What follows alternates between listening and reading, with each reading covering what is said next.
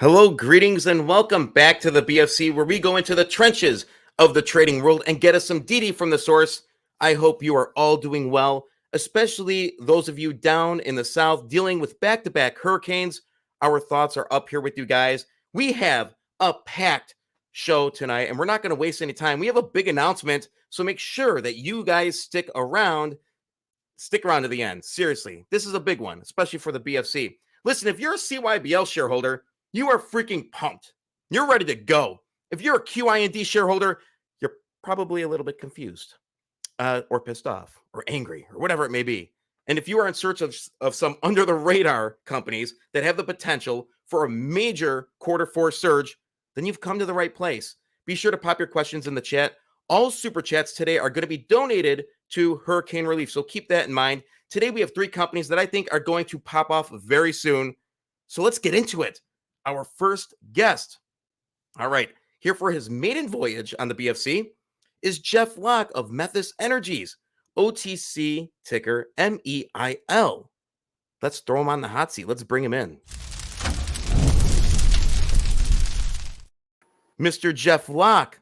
Hey guys. BFC. How you doing? Good. How you doing, buddy? Great. You know, it's been great getting to know you and talk with you over the last couple months. Oh, fabulous. Thank you. Well, tell us a little bit about Jeff Loch. Tell us about your journey. Tell us the Jeff Loch story. Well, Jeff Loch is a consumer packaged goods U.S. citizen, born in Michigan, and actually calling you from Disney World. I live down in Central Florida and survived not one but 2 hurricanes. We're doing pretty well down here, guys. But my background is primarily sales and marketing and product development, and I've been following a green agenda for about the last, I say, about 20 years, to where if we can create a product that's just as good as a traditional product that's made from sustainable, renewable, safer, earth-friendly ingredients that work just as good and doesn't cost more, then it becomes a logical choice, not a green choice. So in Methes, our whole branding is behind B2 bio oils, which is trademarked. And the B2 means biodegradable, bio-based. So it has to be safe for the earth. It has to biodegrade. It's not going to create pollution. And it must be made with bio content, which is plant grown as opposed to mineral oil source. So that's really the differences. B2 bio oil is actually post G oil. I'm not sure if you guys are familiar with a company called Green Earth Technologies or the introduction of the first API certified motor oil called G oil, but that was me. And so B2 is all the great and wonderful things we did at G oil, followed by all the things that we failed at G oil. So Methes is my second chance at life, having survived leukemia. And we're pretty excited about the future of B2 because back when we created the green category, it's called environmentally acceptable lubricants. It wasn't called that when we created the category. And I don't mean that from an egotistical point of view, but it didn't exist back in 2006, 2007 when we started.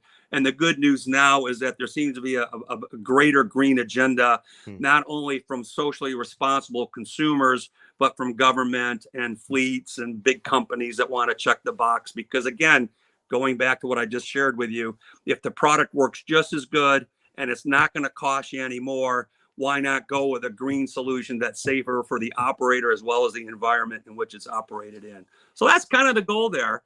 It really is a foundation of just growing and learning on the product itself. Eric, you want me just to go along and just keep going, or you have any questions? Yeah, no, I'm going to guide you a little bit just because I have a bunch of questions for you. I know you, and listen, I've talked to Jeff a lot. He is absolutely passionate about what he does. And like he said, he's a leukemia survivor. You're a fighter, man, surviving hurricanes. You were born for the OTC, man, I'm telling you. And so, you know, we talk about B2 bio oil. Talk a little bit more. How was it created? How was it discovered? What is it? What is the basis of it? And why is it such a disruptor? Well, the reality when you look at the ingredients, right? So they're long chain, not to get into a technical science discussion, but they're long chain hydrocarbons. So the reality is where do you derive them? And I'm a father of 5 boys. And what I told them years ago when we created G oil is that daddy gets the oil before it goes underground for 200 million years, building up hydrocarbon and carbon buildup. So we started with beef tallow. And it's funny, we were using, technically beef tallow out of cow stomachs, but because cows fart, the life cycle analysis, they put methane in the air, so we went with plants. But that was been kind of the foundation. We when we first came out, we wanted to satisfy the Home Depot Eco Option program, and we found in the life cycle assessment, by using plant grown materials that are domestically sourced, whether it's soybean or corn, we kind of manipulate the molecules. If you're familiar with saturated and unsaturated fats, we kind of double stack the unsaturated fatty acids. But at the end of the day, if you changed or converted just 1%, and this was done by a group called Intertech out of San Antonio, but if we converted just 1% of conventional oil in the United States with 1% of a bio-based oil, which is what B2 bio oil is, that is the equivalent of planting 2.7 million trees. Now, back in the day, we were part of the NASCAR Green program. And NASCAR Green was going out saying that we're going to plant 60 trees here and we're going to plant 20 trees there. And I'm like, hey, guys, we can plant 2.7 million if you just make the change. So we created in some of the advertising, change your oil, change the world. So technically, by making the change, and twofold, we can make a difference moving forward. And so that's the idea, offering the consumers and end users a chance to use something that's a little bit more environmentally friendly, because we need to use it anyways, guys. So why not? Just makes common sense. Absolutely. It seems like a nice disruptive solution. And you know what, whether, we talk about the, green energy and, whether it be wind, solar, biodegradable oil, we're going to keep finding ways as a culture to try and maximize the products that we use. And so when I was learning about this with you, I was really baffled, especially with the biodegradable process. So real quick, I want to follow up there. Explain the process of why does this break down so easily? Well, it's interesting. And just to go back a step, the challenge that any green manufacturer has is that green products usually cost more because the materials that are used aren't in greater demand, right? So you have a higher source, and then in some cases, the green just doesn't work as well. I do have a background, AKA via Clorox and Greenworks. Though it was a good product and made a lot of sense, it couldn't perform to the level that Clorox does. But it wasn't as safe for the environment as, it's safer than Clorox was, but you're going to lack the performance. So really, the performance piece is key. Where we different is that the foundation of our base stocks, and if anybody saw the recent press releases, we'll use a re-refined base stock, which is considered recycled. We'll use what's called a biosynthetic synthester or a polyol ester. Our synthetic base stocks, which helps with the biodegradability, is that it's polar by nature. So you don't get the sheening. It emulsifies in water. If you have a lot of water in your engine, the oil is going to break down. But that's really not the place for an engine. But the reality is that when it gets into the environment, and the biggest problem about the environment, if you look at some of the other press releases that we put out, the improper disposal of used oil or oil spills around the world, a mineral base, fossil base, substance isn't going to biodegrade like a polar or a water miscible type product will. And that's where the benefits are. But it does need to be exposed to weather. It's not going to break down your engine. It's highly thermal. It's highly stable. Your car is going to be on fire before the oil's on fire. All right. Talk about the industries that you serve. Where are you marketing to? How scalable is your business? It's extremely scalable. It's not only is it scalable, but it's sustainable, right? So the beauty of the business is that with G Oil and it was about branding, it was about educating the consumer, it was about getting onto the shelves. We were successful in getting on the shelves of Walmart. We got on the shelves of Home Depot. We were on shelves of Pep Boys. For those in Canada, we were up in Canadian Tire and Canadian Walmart. The reality is that the back in the old days, 80% of consumers used to do their oil changes at home. Now it's like 10% does the oil changes at home. And to try to compete on the shelves with big oil, they've all done a pretty good job. So we're not claiming that we're a better product. All we're claiming is that, hey, we work just as well, which we've proven to do so. That's why the API and all the dyno testing that we've done in racing is important. But the manufacturers, the big manufacturers, they make a good product. So the reality is that where's our niche? Where do we fit in? and being side by side like we were at Walmart next to the likes of Mobile One and Pennzoil, it's a tough road to haul. Plus, you're filling inventory in 3,000 stores. And so some stores are selling exceptionally well. Others are just sitting and collecting dust. So the idea going this time around is that we want to have a direct-to-consumer approach. We want to go to the do-it-yourselfers because 80% of the consumers now have their oil changes either in their dealerships or through their local, quick lubes. And a lot of quick lubes are branded, so we're never going to get into there. But there's enough mom and pops in the world that could use a biodegradable point of differentiation from the Valvoline guy across the street. So we see lots of opportunity there. We see lots of opportunity going to the socially responsible consumers as a direct-to-consumer, whether it's through Amazon or through our own website. The markups of motor oil, we can pass along those savings directly to the consumer. So competitively on a price point, we're not overpriced or we're not priced out of the market compared. So that's the direct piece, whether it's direct to a customer.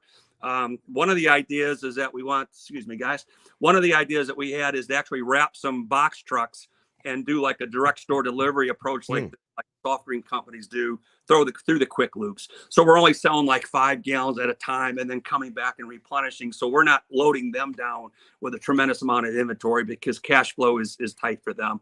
So that's the direct approach. The biggest opportunity is really in the fleets, in the military, where we have NSN assigned numbers for the passenger car motor oil.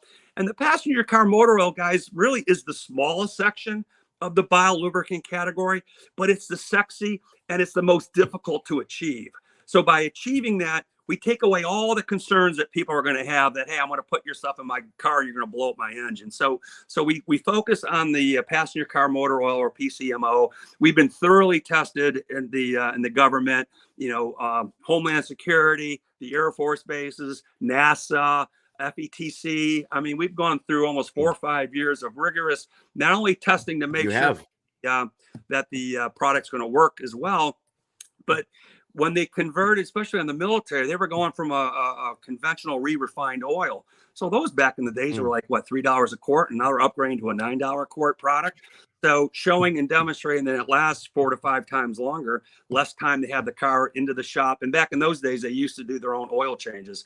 So, I mean, so there's been some thorough testing. So at the end of the day, we got a product that works. And now it opens up the door to the hydraulic fluids, the bar and chain oil that we just made an announcement a couple of days ago. I mean, that's a total loss application, and it's going all in the environment. So why not be biodegradable? It just makes sense. Yeah, you literally so now that you are government tested, government approved, you're at an advantage with these NSNs, correct?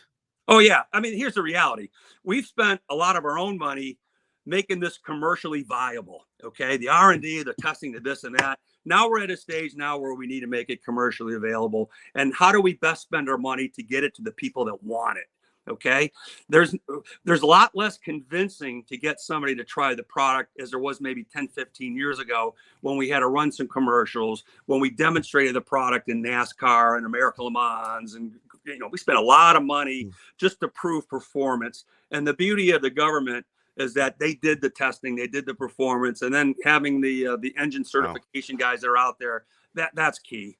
And so, but we've done that. We've already done all that work, and it's rough. It costs a lot of money. It's rough, but we did that. So we feel very comfortable going to market today.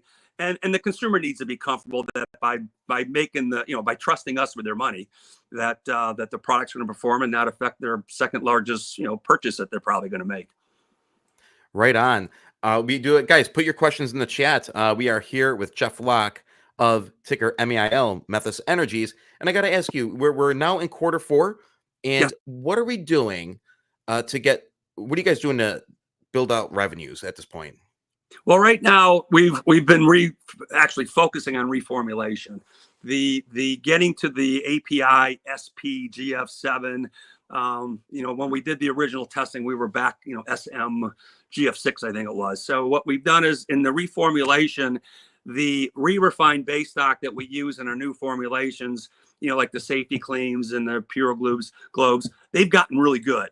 years ago, and I don't want to, slight them in any way, but I mean, years ago, I didn't think the quality was as good as a PAO that you would get from another type of manufacturer. But the re-refined base stock has been really, really good.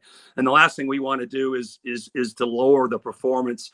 We had the polyol esters, that stuff could go in jet engines. I mean, it was super duper, engineered. So we need to make sure that the product is going to perform and keep the price competitive to where we're not making the consumer pay more. That's our bread and butter. We got to work as good and we can't cost any more. Right. So right now, a lot of the time has been spent doing the reformulations, getting ready for Q4. We got 3 weights of motor oil coming to market. We're going to include the 0 weight 20. We've actually kind of a heads up, but we're taking a look at marine industry, Coast Guard, NMMA certification on some of the gasoline, personal watercraft engine oils. Again, when you have an oil that breaks down in water, why not? It's not going to stain. It's not going to sheen like you see. And the marine is going to get sheen. I mean, I don't care how careful you are. I try to be as careful as I possibly can, but stuff's going to get in the water one way or another. And this hopefully alleviates some of the fines. But we see big opportunity in marine. The military, DLA aviation, they actually supply outside the state. So finding a place where we can put some product in warehousing closer to the military bases offshore makes it a little bit more economical for them. It's one thing to sell a drum for X, but then when it costs Y to ship one drum, it becomes economically, infeasible for them, and they have budgets. So we're getting smarter in how we direct. And also what you'll find, guys, and you'll see this in some upcoming notifications, is that offshore, we're held to a certain level of bio content with the USDA Bio Preferred program. But when you go offshore, biodegradability is a huge, huge piece. And we've had meetings in the places like Botswana, Ghana, where 60% of their food comes from the water. They want to have a bio-based, biodegradable lubrication in their environment. So, I mean, we're finding that there's been a lot of interest outside of the U.S., and so we want to scale up and actually satisfy that. We're actually sending product right now to, it's called ECOWAS. It's the Western region of all the Western African countries to do their certifications. And then we sent some samples, or in the process of sending some samples. This hurricane slowed us down this week, but we'll have some down in South Africa to do some testing there. It's similar to API testing, not as robust as what we do here in the States, but proving and sharing some of the data that we have here to go along with the samples. That we're spending $12,000 as opposed to $12 million, which I spent years ago, which I'm embarrassed to admit to. But back in those days, it never was done before. So we were truly, pioneering a new category. So, but that's the benefactor of where we're at. I mean, I've been doing this for 15 years. Took a sidestep with the leukemia piece, but with God's help, I made it, and we're loaded and buttoned and ready to go. But Q4 again, we slowed down a little bit with the reformulation. It just made better sense because we're really coming back out to market, right? We're almost doing a restart. It's a restart up. It seems like it, yeah. And it seems like a restart juiced up, especially when you factor in the NSNs. And I was even going to ask if you were, if called upon, would you expand globally? And clearly, you're already doing that. Oh, it's no brainer. It's really no brainer. And we got the confidence for the end user to accept it because of all the things that we've done. At G-Oil, I never got the NSN numbers. I worked on it with the GSA for 6 years to get the NSN numbers. The good news about being down with leukemia for 5 years was that testing took place while I was technically, incapacitated. So we came out, all the testing was done, and now it's getting the word out. And now we got to do all the blocking and tackling, but the team is in place, right? So that's where we're coming out. And so probably a slow start. There's a couple big hits that we could probably get, which we're gonna try to get just to help fund the company. But the company, again, we don't pay ourselves any money. We'll make money when we perform. But at the end of the day, the product is there. It needs to be. There's no R&D. There's no extra spending. I'm not paying for incredible scientific testing requirements. That's all been paid for. So now it's just a matter of making the launch and then having some fabulous news to report via your network. Hey, that's great. I want to talk about your path to profitability, and where do you see yourself in 6 months? I know, like, I could tell you what I'm going to talk about the share structure in a little bit, but it looks like you guys are poised and set up for a really, really nice run and to really to really grow. But I almost said glow, and you don't want to glow. That means there's something wrong with the oil. But No, no. but what's your path to profitability? Well, the beauty is that it's going to market smarter, right? So the beauty is that our from a cost of goods point of view and how we do our purchasing. Now you got to remember a lot of this stuff is plant based, so it's commodities, and sometimes that price goes up and down a little bit. But the reality is that we don't have the huge infrastructure that's required that some of these other guys have.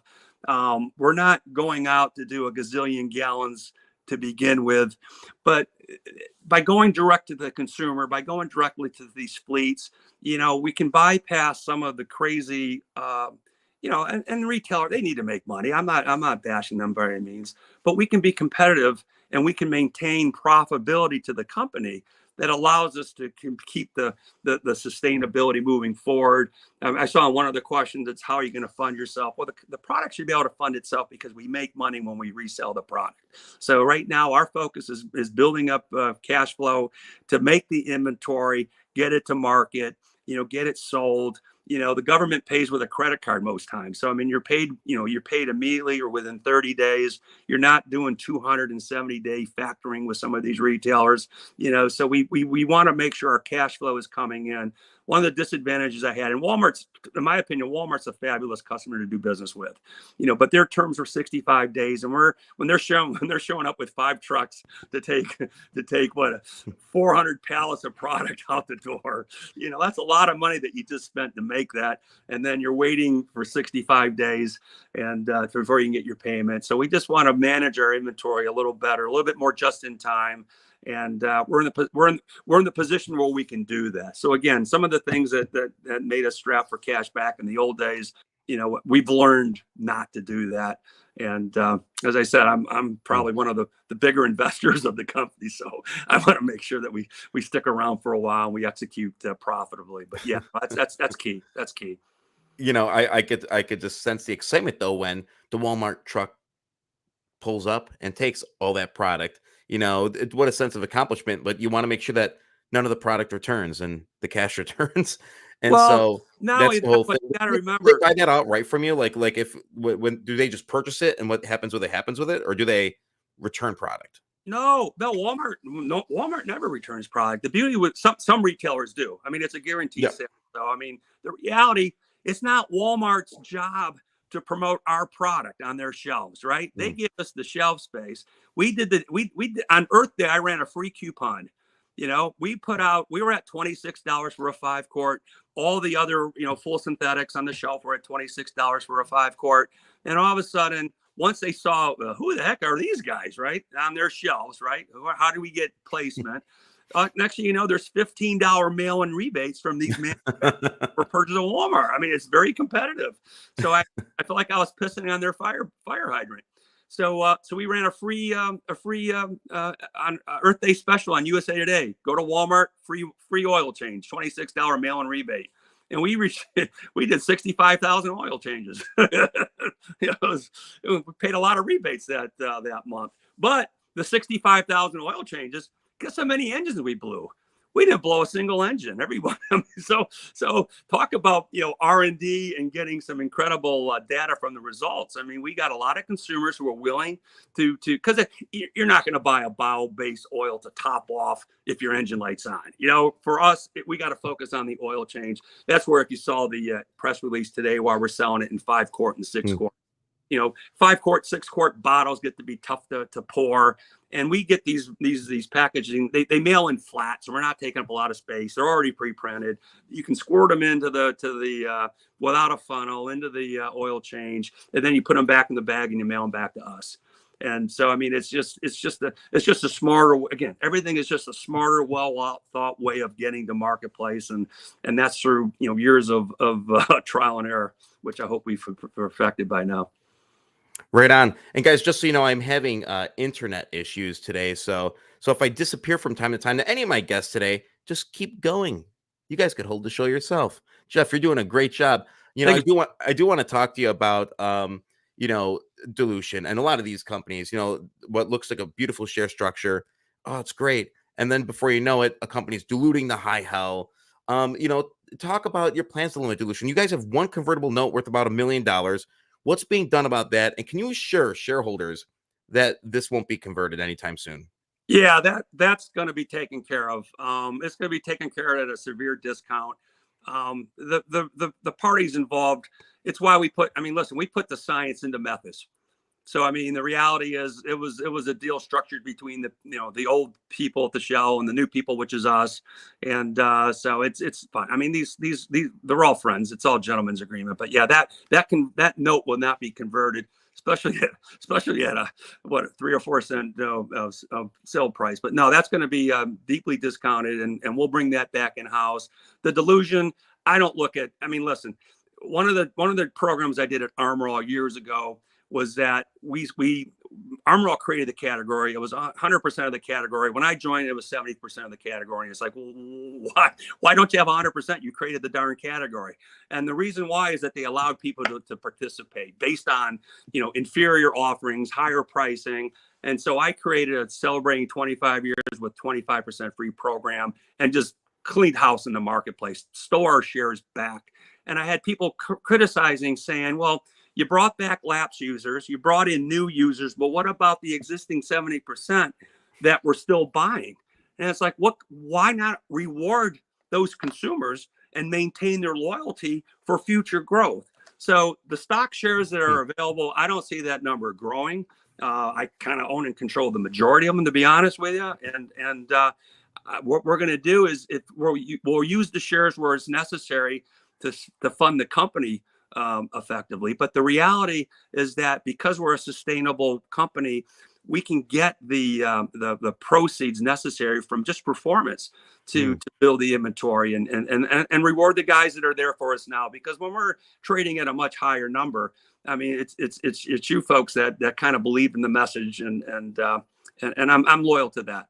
That's why I'm involved, guys. So, I mean, I can't promise from the future, but the reality is that there's no intentions. We're going to fold that convertible note, and we're going to do our best not to have any dilution. I did the same thing with Green Earth back in the day too. We were very careful not to dilute our shareholders back in those days, and it's just the right thing to do.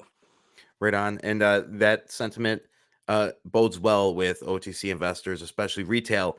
And I know that, you guys have talked about, wiping out the debt. You guys are really moving in the right direction. So, as your stock price grows, are you going to be looking to secure funding to further expand operations globally? Are you going to take advantage of that? Maybe. I mean, we'd be stupid not to explore it. But at the same token, when you're doing business with the likes of the government, there's some cheap money available, in the form of banking and loans and so forth. So, I mean, the reality is that, do I want to dilute my own position? Probably not. So, I mean, so there's other ways of doing it, but I mean, we would explore all. I mean, Robert, who we got some good advisors on our side, but when the time comes, we should be in a position to where, and even the suppliers that we work with, the fact that we did this before, not to again to be arrogant, but we got some people that might want to put their trailers attached to our train, and they'll help us with terms and getting us what we need. So we shouldn't be totally strapped doing this 100% on our own moving forward. But I mean, if the need becomes, I mean, I wouldn't mind having.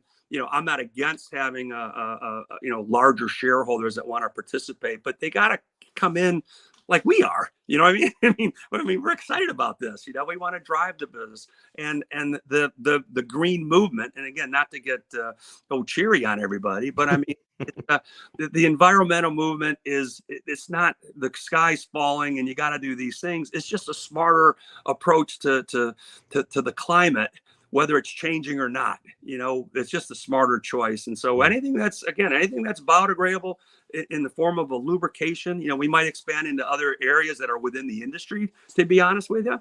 But at this point in time, there's such a big opportunity in just the lubricants, from metalworking to concrete release. There's lots of places for us to play, and we don't really need to go much further than those categories to be a successful company and do everything that we've dreamt of doing. So yeah, but I think in the future, we want to explore what makes smartness, what becomes smart to do so. But at the end of the day, we want to drive the volume, we want to drive the business, and we want to get the message out there. Yeah, no, and I like how you where you were talking before about the fact that your product, you don't have to make the sacrifice because of the cost effectiveness on your wallet. Yeah. You don't have to pay triple to get a green product because that's really what drives people away. That's what drives commercial businesses away. Oh yeah, we want to go green. Oh, it's a better solution. We get a tax write-off for this. Oh, we can't do it because it costs 3 times more. You guys are offering really a nice solution here. Well, you got to remember, the big oil guys have done a nice job at branding themselves, right? So when you pull into a quick lube, do you really care if it's Valvoline or Pennzoil or Mobil One? Unless you're a real brand loyal guy. I like to have Miller Lite when I go to Buffalo Wild Wings and watch the Detroit Tigers. By the way, they're playing tonight. But so the reality is that if you're a shopkeeper, if you're the quick lube guy, you're only selling on price. So where's your profitability? And you have an opportunity to embrace a smarter approach to the industry. I mean, it's different. I mean, it's bad enough that we're extending, interval changes, so they need less oil. So now they need less oil. But now bringing in a different things allows some people to really, get behind it completely. And at the end of the day, it's, there's been some big customers that have already approached us that do business with the government, who do a lot of business.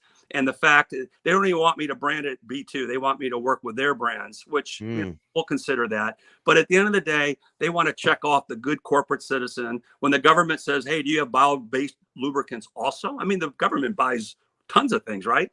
We're just a little niche piece that they want to check off, but now they can say, yes, we do.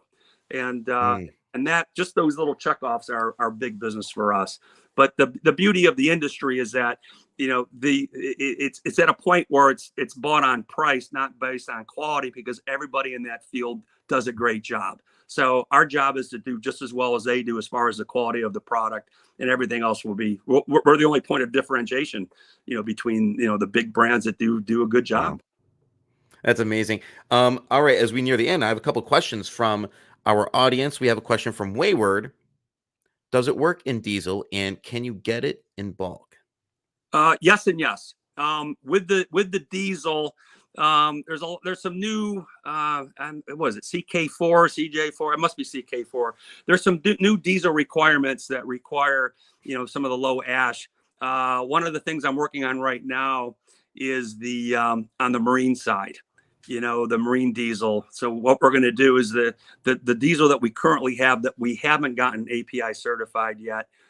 We're testing it in Africa right now because of some of the heavy equipment. But the idea is that we want to tweak it a little bit to get it ready for the new API certification here in the States. Kenworth Engines have approached us to do some testing with them in Colorado, which I want to do. And we're busy. But yeah, the heavy duty diesel is going to be a big deal for us, 15W40. And then there's a smaller side of the 10W and the 5W40s that we want to jump on. But good question. Excellent. Yeah. Wayward is a trucker, good friend of mine. Another question from Sailing Fantastic. Wait, is it Fanatic on YouTube? Oh my gosh. You're really messing with me, Sailing. Revenue growth projections. You discussed this earlier, but if you could reiterate for Sailing. Once we start rolling out, you're looking at, a couple 100,000 here, maybe it's a couple 100,000 the first quarter, then it's going to be 600,000. I think we've scaled up and took a look at a forecast, but don't quote me on this, of being somewhere in the 2 to 5 million range. It's not going to be 100 million unless you get somebody big that jumps in and embraces it. But right now, our way of, we want to scale up, and we want to scale up profitably and not to go too crazy. But even back having the product in the shelves of Walmart, I mean, we only did about $3-4 million in sales, having 3,000 locations at Walmart. When you look at the fact that the product, you're changing your oil once, maybe twice during the course of the year, when it lasts for 15 to 20,000 miles. So, but the biggest thing right now, the government should have a huge opportunity for us. But the biggest opportunity now, as we scale into the hydraulics and some of the bulk sizes, is really going to take us up to a big number. Right on. I want to give you this opportunity just for a closing statement to the shareholders and potential shareholders out there. The floor is yours, sir. Oh, for me? For you. Oh yeah, I mean, The floor is yours. The show is yours. I'm out of here. No, I'm just kidding. We're going to market now, anyways, guys. I mean, we're focused on doing this. So I think I mean, I got to be careful what I say, obviously, but I mean, we're highly committed. You know, I didn't survive leukemia to fail at this. You know, we just moved about $200,000 worth of additives from North Tampa, so they didn't get flooded in a warehouse there, to Lake Hamilton, Florida, where they're safe and secure. Though one of the warehouse walls blew out yesterday, but no, I mean, we're real committed to make this happen, and it's a good entry point to get involved. But I mean, we're gonna continue to fund this the best we can, and we're going to continue to drive it. I mean, as I said, we had a meeting in Botswana today, which I haven't heard a feedback on yet. But I mean, we're moving it. So I mean, the timing is good now. Maybe it's better for you down the road, but we're not giving up. So you know, I've done this before, guys. I want to be very careful what I say, but I'm all in. Right on. Jeff Loch of Methes, ticker MEIL. Thank you so much for joining me. No, my pleasure. This is great. And if any questions come up after the fact, just feel free to email me. I'll get back to you as best I can. But no, this is a great format. Appreciate the questions, appreciate the answers or the time. And if you need to go to methes.com, a lot of the data that we've kind of skimmed across is a lot of that data is up there almost in a PowerPoint format for you to review what we're doing. So and stay tuned on your channel. You keep them posted and keep inviting me. Please. Oh yeah, you'll be on it in 3 to 4 weeks again. We're gonna keep you updated, keep the community updated, and thank you very much. Now I gotta say this: get the heck out of here. All right, I'm out of here. You're out of here. You're always a good person to talk to. I've been talking to him for a couple months, learning about his company and really just like diving into the info and the science behind it. So hopefully you guys got something out of that. I'm a shareholder in MEIL, so that's that. He's going to be back on in about 3 to 4 weeks, like I said. So next up for his second round on the BFC from ticker SFWJ, Medcana, I'm talking about none other than Gabriel Diaz. Let's bring him in. Sir, welcome back to the BFC. How you doing? Good, Eric. How are you? Great. How you been? Great. Thank you for having me. Thank you for having me. It's been a long day this morning. I'm actually down in Medellin today. This morning I was at the finca, which is an hour and a half away from here. So left at about 6:30 a.m. and got back here to do the show. So happy to be here. Excellent. Now I have a bunch of questions for you. And this is ticker. And I got to remember, you know, Rob is he's not here. He has no power because of the storm. He has a lot going on. But I got to remember to do SFWJ. I got to put your ticker up there, man. I got to remember these things. See, Rob, if you're listening, well, he's not, but I need you here, bro. But no, it's exciting to have you back on. You guys are clearly doing a lot, and I want you to give the update. I want to share this video first that you actually shared with me right before the show. You care if I roll it right now? Go for it. Yeah. And then you can talk about it. A little bit about it when it's done as well. Sounds good. All right, guys, enjoy.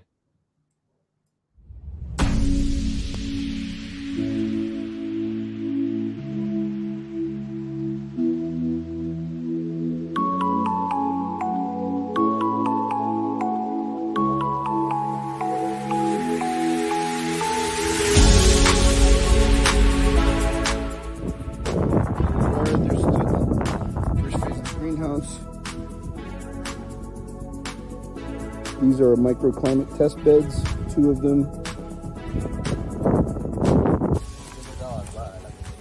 This is my office today.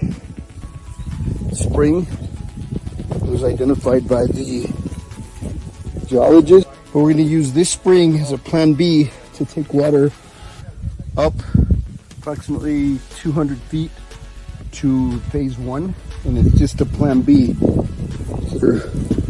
We have a good plan B. And there goes one of our engineers. All right, so what you guys, what I just filmed is we did a walk going down here. We were on the side of the road and we went to see this spring, which doesn't have enough water. It's a little steep, so we couldn't make it down to this spring, but we know this spring has plenty of water. So what we're gonna do is we're gonna have a ram pump that's gonna go from here take the water up to, there's a small house here, and then there's another ramp up that's going to go up and pump the water up to the tanks that are over here. So you guys have access to water and irrigation at this site. Talk to us about this. Yeah, so, well, there's approximately 100 inches of rain every year in Colombia, in Marinilla, where we're at. There's 11 springs that are identified in the 100 acres that we have, and there's a river that borders our property. So we've got plenty of water. The intent, though, is to make sure that all the water we use is from rain collection. And so, however, we need a solid plan B. So today was identifying how we're going to feed that first phase should we need water from the springs, and just make sure that we know it's identified, we know we've got enough of a flow, and we know we can pump it up to where we need it.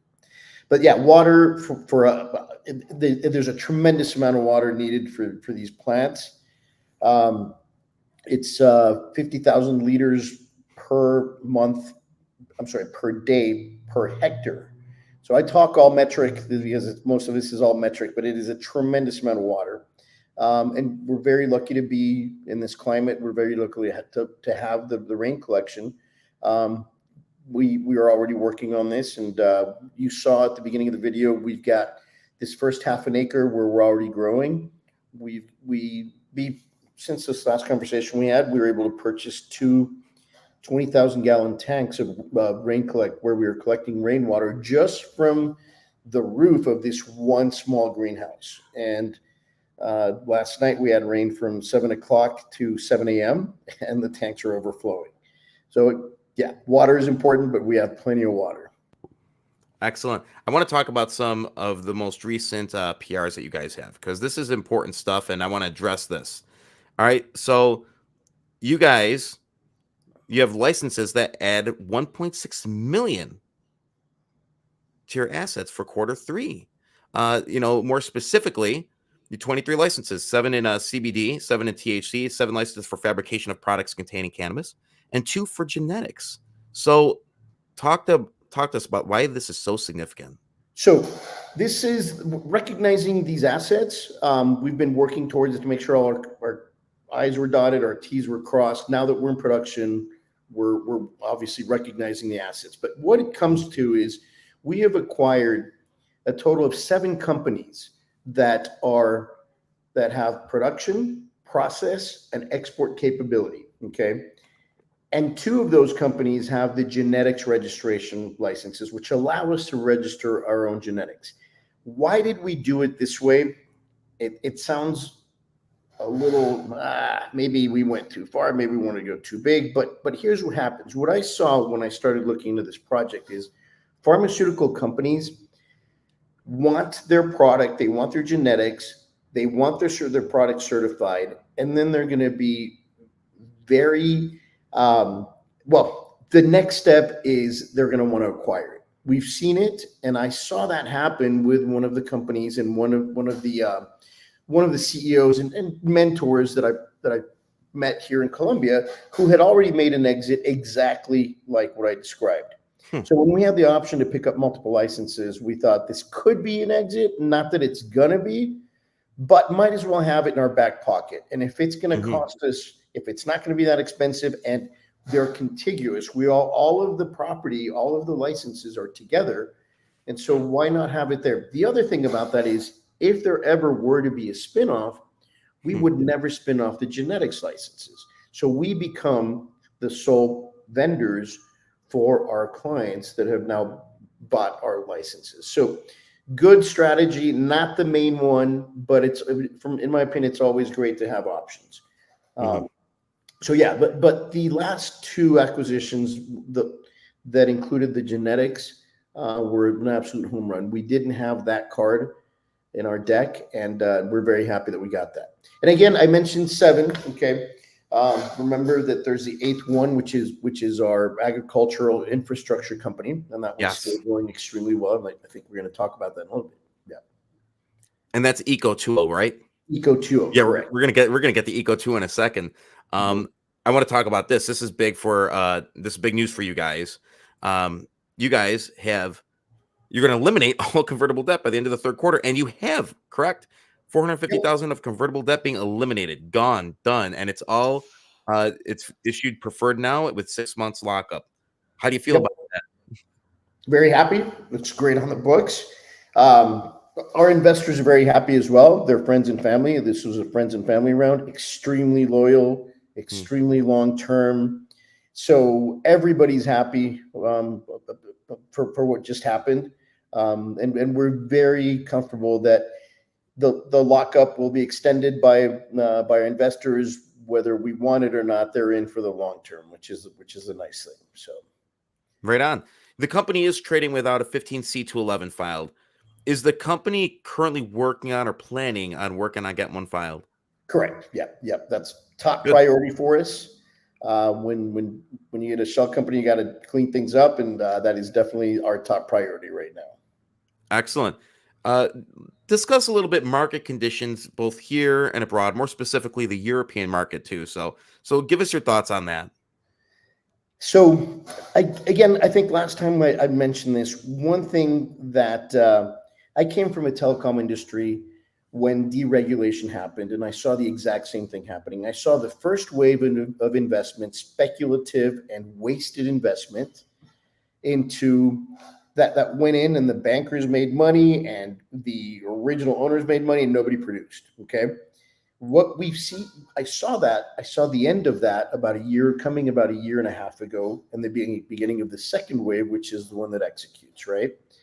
We are looking at the beginning of the second wave, and it's coming on extremely strong. Demand is incredibly high and continues to grow because regulations, it's become legalized in all these countries. Pharmaceutical is becoming, which is what we focus on. There's more and more prescription pharmaceutical growth in Australia is expected to be 27% year over year, which we'll talk about Australia. Wow. Europe has the same crazy growth. I think it's 19 to 23%. There's some things happening in Europe that are going to increase that even further. So we've seen the market, the demand grow, and supply, because we're hitting the end of this first wave, supply is dwindling and continues to dwindle. And what happens is, give you very clear examples. I sit down and I do a lot of networking with CEOs and owners of cannabis companies here in Colombia. And what's happened is they've been at this for 5-6 years without getting to market. Investors are tired, they're out of money, and they're pulling out of these things. They didn't get the right infrastructure built. The regulatory climate wasn't there yet. All of these things happen. So a lot of these companies were very close to where everything's stable. Now demand is there, and they're not able to execute. And so we're I call it the raffle of the tiger. I don't think I talked about that last time, but what we're seeing now is, and this is where we're getting our demand from right now. Our genetics vendors demoed their genetics in Europe and Australia, and they were asked to fulfill quantities that they absolutely cannot fulfill because they won. They entered this raffle for a tiger. Now you got a tiger. What do you do with a tiger, right? And so we have these. We have 11 hectares, or about 25 acres of greenhouses coming online, and we can fulfill the raffle of the tiger. And so we're very happy as to where the market is. We're very happy as to where we're going as far as fulfillment goes, and we don't see demand dwindling. A few other things have happened with the Colombian cannabis is we're growing it in greenhouses. However, we still interact with the environment. Our greenhouses are not entirely hermetic, and they're not meant to be. We let the wind go through. We let the temperature goes up and down. There's variance. And this is giving us a product that is way more desirable than anything grown in greenhouses in Europe and in Australia. Even though it's pharma, it matters, right? So we're very happy to see that it's not just cannabis globally, but it's also Colombian cannabis and the quality that we're going to be exporting. Excellent. You guys are literally creating a global footprint. It's unbelievable. Yes, we are. And I think that bridge, Australia and Europe, that's going to be pretty substantial for you guys. See, I'm the host. I could say that. He might not be able to say that, right? Forward-looking statements. I don't know. Hey, So many I things did. I want to say because I'm so excited about it. So you should be. I mean, the operation that you guys are doing is absolutely huge. And you know, there's a lot I want to get to here. Give us an update on the operation specifically in Colombia. Are things are they progressing at the pace that you thought that they would? They're progressing at a great clip. We are still this close to securing the investment for the full kickoff. In the meantime, we continue to grow infrastructure. We are in production. So we're very happy with where we're at right now. You didn't get to see much of the greenhouses. We kind of keep that to ourselves a little bit, but you saw the expanse. There's a tremendous amount of work going on with roads. There's a tremendous amount of work with water. Water is a problem for us because it washes out our roads and it washes out the bridges that we've got on the property. So, but no, we're very happy with the way we're progressing. We're very, very happy with the way demand is and the deals that we've got. As soon, again, we got a Reg A out there and we've locked that up pretty well. And so we're on the edge of exploding at this point. Right on. Excellent. Guys, if you have any questions, put them in the chat. I already see one in there. We'll get to that in a second. Excellent. Talk about I'm just trying to think of how to phrase this. The greenhouses. All right. How many greenhouses? Talk about the yield per greenhouse. And how that is going to impact revenue. How many greenhouses you're looking at? And I know this is super forward looking because you're just getting started, but just sort of lay it out for us if you could. No, give us some numbers if you could. We've got the numbers down to the T, and I can tell you very conservatively. Right now, we have space for 25 acres of greenhouses. Okay. We know we've got them separated in 4 phases. We know the yield. Some of these greenhouses are going to be bigger. Some of them are smaller, but it all adds up to these 25 acres. And that's because I think you saw in the video, the property is not flat. And so there's a lot of earth moving that's going to happen. And there's a lot of making sure we're going to fit and that design is complete, right? So we're ready to go with that. The yield of these, we're looking at, after the first 12 months, we're looking at a very conservative $3 million of revenue. And this is because we're building a greenhouse approximately every 2 months. We're being, again, conservative on the growth.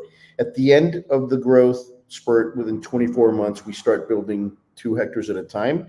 And at that point, we're doing a very conservative $30 to $40 million in revenue a year.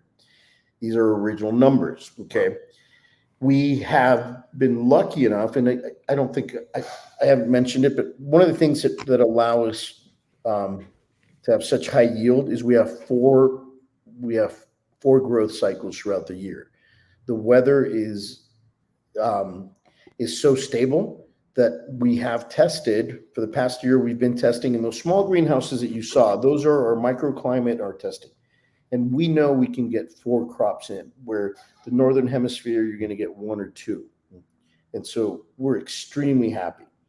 So that increases yield. But we're also seeing, as we get deeper into this, we have retained a company, a consulting company, that's probably going to allow us to double that production. Okay. So at this point, within 24 months, you're looking at 60 to 70 million. Again, these are numbers that we're seeing as potential, but even these conservative numbers look fantastic. Yeah. More exciting than all this is the fact that once we get this down and we fill up these 25 acres, we can grow anywhere else. We'll have the process, we'll have the certifications, we'll have the engineers, we'll have the chemists. All this stuff is ready to go. So we're not going to stop at these 25 acres. Yeah. So you're looking at multi-location. That's great. That's what I want to hear. I want to see the big picture there. That's excellent. Multi-location, multi-geography. Yeah. Not just Colombia. I know you're probably itching to get in the United States and probably have some kind of a massive operation here, correct? Absolutely. It's the waiting game to be ready. My big thing about that is when it does, because it's a matter of time, when it does open up, The first ones to enter are going to be the ones that have the pharma certifications, right? And that will be us, and we will be sitting patiently by the sidelines waiting to get in. But yes, that is not the end game either, just because demand is so high globally, but it'll definitely make a difference. Right on. There are a number of green initiatives as motivators for business growth, just like I was talking with Jeff earlier. Talk about those green motivators for you, and are you utilizing any of these? I really like something Jeff said in his interview. He said, is it logical? It's not just, is it ecological? Is it logical to use? And yes, there are initiatives, but we're going to take advantage of them, but we're not doing that.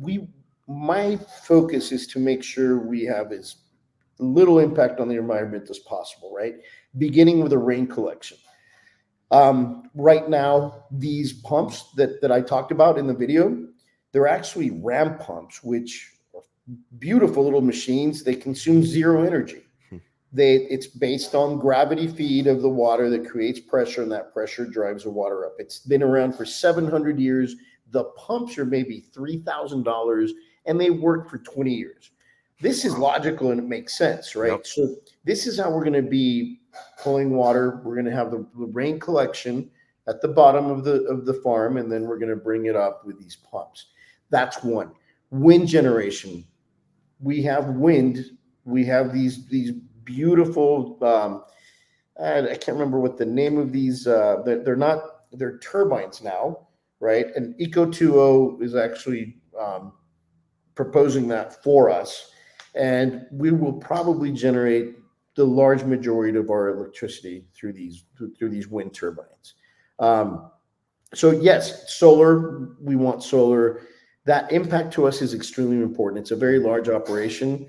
And again, if we have zero impact and we are stewards of our environment, it has to happen. Companies have to have that, not just because of incentives. I think it's got to be a charter that we need to be responsible, and we can, and we will. Yeah, and it totally makes sense to do it when it makes sense. Do it when it's logical, just to do it for the sake of doing it. So I do want to talk briefly about Eco2O. All right, talk about the infrastructure division of Medcana. This is big. So I'm very happy with what Eco2O has done. We're seeing, again, there will be cannabis infrastructure in Colombia. There is already. We have clients, but we've been able to penetrate the flower industry, which is the largest crop in Colombia. It's a crop that is having to become to add technology to maintain productivity and to maintain their costs. So you can't have people. There's so many people leaving the small towns to go to the large cities that you now need irrigation systems, whether you like it or not. But now you need nutrition as well. Now you need greenhouses. Now you need to control your environment. And so we have had a couple press releases. We are doing business with some of the largest flower producers in the country already. We've got a client, Dassinger Global. We did a press release with them. They're the largest flower seedling producer on the planet. And we continue to work with them. Revenues look great. Expansion looks great. We continue to add internal engineering. We have irrigation systems, an irrigation platform. Full platform is going to cost you $132,000 to $200,000. We have our engineers working on designs where we're going to be able to put these things to market for $85,000, $95,000 with a 2-year, 3-year warranty versus a 1-year warranty. So these things are coming out of Eco2O. You saw in the video, one of my engineers fell today. but these guys are our core engineering group for all of our companies as well. So the lessons that they're gaining from that as well, and the experience that they have that we're able to use is phenomenal. Just on the build out of our infrastructure, we ended up saving approximately $2.5 million by doing that acquisition. So we're very happy with the way it's going. We're very happy with the leadership that we've got there. We're extremely happy with the engineers. So, yep, good to talk about that one. Right on. It's so funny because I have a bunch of questions here, and it's like you're already you're answering my questions, man. You're laying this thing right out there, and I love it. Absolutely love it. I do want to ask about, and I do have a question from Joel M. And let's throw that up there right now. what genetics, because I was going to ask this, but I'm going to let Joel M do this. What genetics do you guys have? I'd like to hear the different cultivars. Joel, great question. Now, my answer is going to be not exactly what you want. We have the genetics licenses right now, but in order to get a varietal registered, it takes about 1.5 years. And we need to generate revenue and profits first. So our genetics license they're going to sit on the back burner for a little bit, because not only do we have great genetics right now, but we have the customers that are buying those genetics from that raffle of the tiger I spoke about. But I will tell you, we're extremely happy. Our vendor, the seedlings that we're getting are produced in vitro at this point. And that guarantees the quality of the genetics that we're using and the quality of the product that we're putting out. When we start our own genetics program, which I expect it to be in about 1 year to 1.5 years, we will also be producing in vitro. So we don't have it yet, but we have. Why waste 1.5 years on something where we already have the client and we have the revenue guaranteed? And so that's kind of where we're at with genetics. But the fact that we own it, when these pharmaceuticals come to us and they say, listen, now we need this varietal that has this, we'll be able to create the varietal, register it, and then it'll be ours. So I hope that answers my question, Joel. Excellent. All right, Joel, I hope that does answer your question. Feel free, the guys, put your questions in the chat. A little sailing. You know what, though? I forgot to say something else. Joel, yeah. This is CBD and this is THC as well. And the THCs that we've got, the varietals are in the 22 to 23%, which are crazy high. So they're very good varietals. A little comment from Sailing: a lot less maintenance involved in solar energy production versus wind turbines, which require a lot of maintenance. Sharing that. That is Echo 2O's problem at this point, to make sure they convince us on the fact that those are going to work better. The designs that we're seeing, again, it's not your typical wind turbine. This is a company out of the Netherlands, I believe, and we've seen some good results from them. We're still in evaluation period, but yeah, the problem with solar panels is we don't have a lot of flat land. There's got to be some engineering. But these turbines can fit on the side of anywhere. It doesn't have to be pointed west.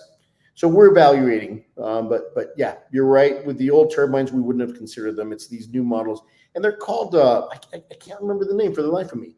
It's like these screws. So anyways, I'll get the name of that information and send it to you, Eric, if you want to post it later. Yeah, absolutely. I absolutely will. 2 more questions.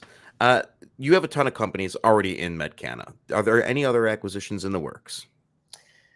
The answer I got to ask this. It's a very strong maybe, and let me tell you why. I don't think we should say no at this point to anything. We have seen some possible acquisitions because, again, this first cycle of companies, of investors are pulling out. We're seeing that there's going to be a lot of opportunities to acquire genetics, to acquire even infrastructure. We just bought these tanks that I mentioned. These are 40,000 liter, I think it's like 20,000 gallon tanks. Retail for these tanks was maybe $20,000. I paid $4,000 for both tanks because we're seeing such a fire sale in the industry from all these companies. So I think there will be opportunities. I'm not opposed to it. And if there's something good out there, we're probably gonna be interested. All right, a little bit of a juicy answer, not forward looking. I want to thank you for coming on the show, and I want to give you the floor for a final statement to your shareholders and potential shareholders. Yeah, I'm super excited. This is not just a company, it's a lifelong project. What we're doing also, we didn't talk about this too much, but the impact we have on the local community is tremendous. We're once fully staffed, we'll have approximately 180 people. Wow. We're going to change people's lives. Infrastructure, there's this beautiful tax model in this country where instead of paying federal taxes, we can create projects around the area where we're at, build roads, build schools, build hospitals, and that money gets paid directly to the community. So there's a lot of these things that we're going to be doing that are going to impact our employees and the communities positively. Not just that, it's also the ability to create something global that's going to give us an entry into something that's extremely stable, that hasn't been done at this scale before anywhere. I think we will become one of the largest, not forward-looking statements, but we will become one of the largest cannabis producers very soon definitely in Colombia, and certainly will be close up in the world. So we're very happy. Our investors are extremely important. We want to make you guys money. We want to show revenue. We don't spend money unwisely. We're not first wave. We are second wave. We execute. I've done that before in telecom, and I'm going to do it again in this industry. And so far, we're very happy with where we're at. And sit tight, guys. It's going to be a great ride. It's going to be a really good ride. You guys are my Q4 cannabis pick for 2024 and going into 2025. I'm going to be following you guys very closely. You're going to be back on the show in about 4 to 5 weeks discussing and updating, and we're going to keep the BFC community abreast as to what's going on with SFWJ. Gabriel Diaz, thank you so much for joining us. Thank you, Eric. Thank you very much, guys. Have a good night. Get out of here. All right. All right. I got rid of Gabriel Diaz. Great interview. They're two great companies. And listen, I know he's getting antsy backstage. He put a VAS tag on everything. He couldn't control himself. And I know he's laughing because I could see him. Let's bring him in. No stranger to the BFC. Ticker AHRO, Authentic Holdings Incorporated. President Chris Giordano. Let's bring him in. I remember the one day you said you were going to put a VAS tag on me. We're going to follow you, Eric. Hey, that was a great interview. How you doing, man? How you doing? We're doing great, man. Okay. Love that presentation, by the way. Okay. It was very interesting. I think we may consider moving the company to Colombia. Okay. Just for the tax break. No. Do we tell people the news straight off the bat? Should we do that? Why not? Yeah. Why not? All right. Let's do this. Hey guys, mark your calendars. Friday, December 6th, 2024, BFC live from Atlantic City. Yes, and if you're in the Discord, we're going to get tickets to the ROC 86 Ring of Combat, which is actually streamed by one of the subsidiaries of AHRO, and it's going to be awesome, guys. And we're going to have an AHRO shareholders meet up with Chris Giordano. So if you're in the Discord, well, now everybody knows about it. Reach out to me if you want to go to this event, if you want to meet up in Atlantic City. We're going to watch the fight. We're going to have some dinner and drinks, and we are going to sit down with the man, the myth, the legend, Mr. Chris Giordano. And I'm actually really looking forward to it. I wish I could have made the last one. Anthony DeVito was at 85, and he said you guys had a hoot and a holler, which is great. I'm glad to hear that. Yeah, they had a great time. Okay, and so did we. I'd love to have everybody down there. Okay, I think it would be a festive event. Okay, to as far as the optics are concerned. Okay, you'll get to watch. Okay, guys beat the living hell out of each other. Okay, that's one thing. Okay, and all those tickets are comped. We could have dinner afterwards, but what I'd like to do beforehand, which Eric and I were discussing, was really put together a small conference room, to house a bunch of people and do a Q&A, almost like a shareholders meeting.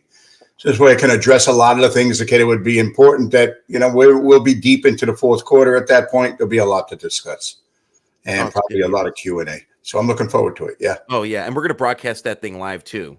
Yeah. Maybe it's delayed. Maybe we could twist our arm to get it. We're going to put a VAS tag on that. We'll put a VAS tag on that. Really, guys, this is going to be a fun event. So reach out to me, BuffaloFiresideChats@gmail. Just DM me on Twitter, or if you're in the Discord. I know you guys I already have some people that are going. It's going to be a great event. So make sure you do that. Now I want to get to the nitty gritty here. I took 4 of your tweets and I'm like, I want to hone in on some of these things and really give you an opportunity. The stock is doing very well. It's showing strength. And, I love what we're doing here. I think, I want to just reiterate some things here, and let's just get right to it. You put out this tweet summary. We are a one-stop shop for both sports and music personas since we can. And you talk about broadcasting their pay-per-view events, creating one-of-a-kind authentic merch. And, we talked about authentic heroes. And so you're pressing vinyl. You're talking about a zero cost since that you control the airways for the price per pay-per-view venue. You talk about distributing. You talk about vinyl in the big box.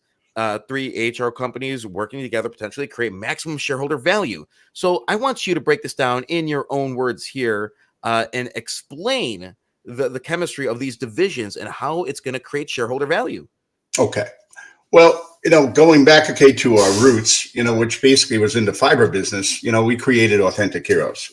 Okay. And Authentic Heroes, was really, a centerpiece for us at that time. Okay. Unfortunately, it all got born during COVID and supply chain went away, et cetera, et cetera. Okay. But ultimately, it is a one of a kind, a point of distinction. Okay. And I realized that there was a necessity, to get product to be removed, whether it be inventory, that's sitting, on a retail shelf somewhere, or whether or not, it's really being driven, by e-commerce, at the time when e-commerce, was really in vogue.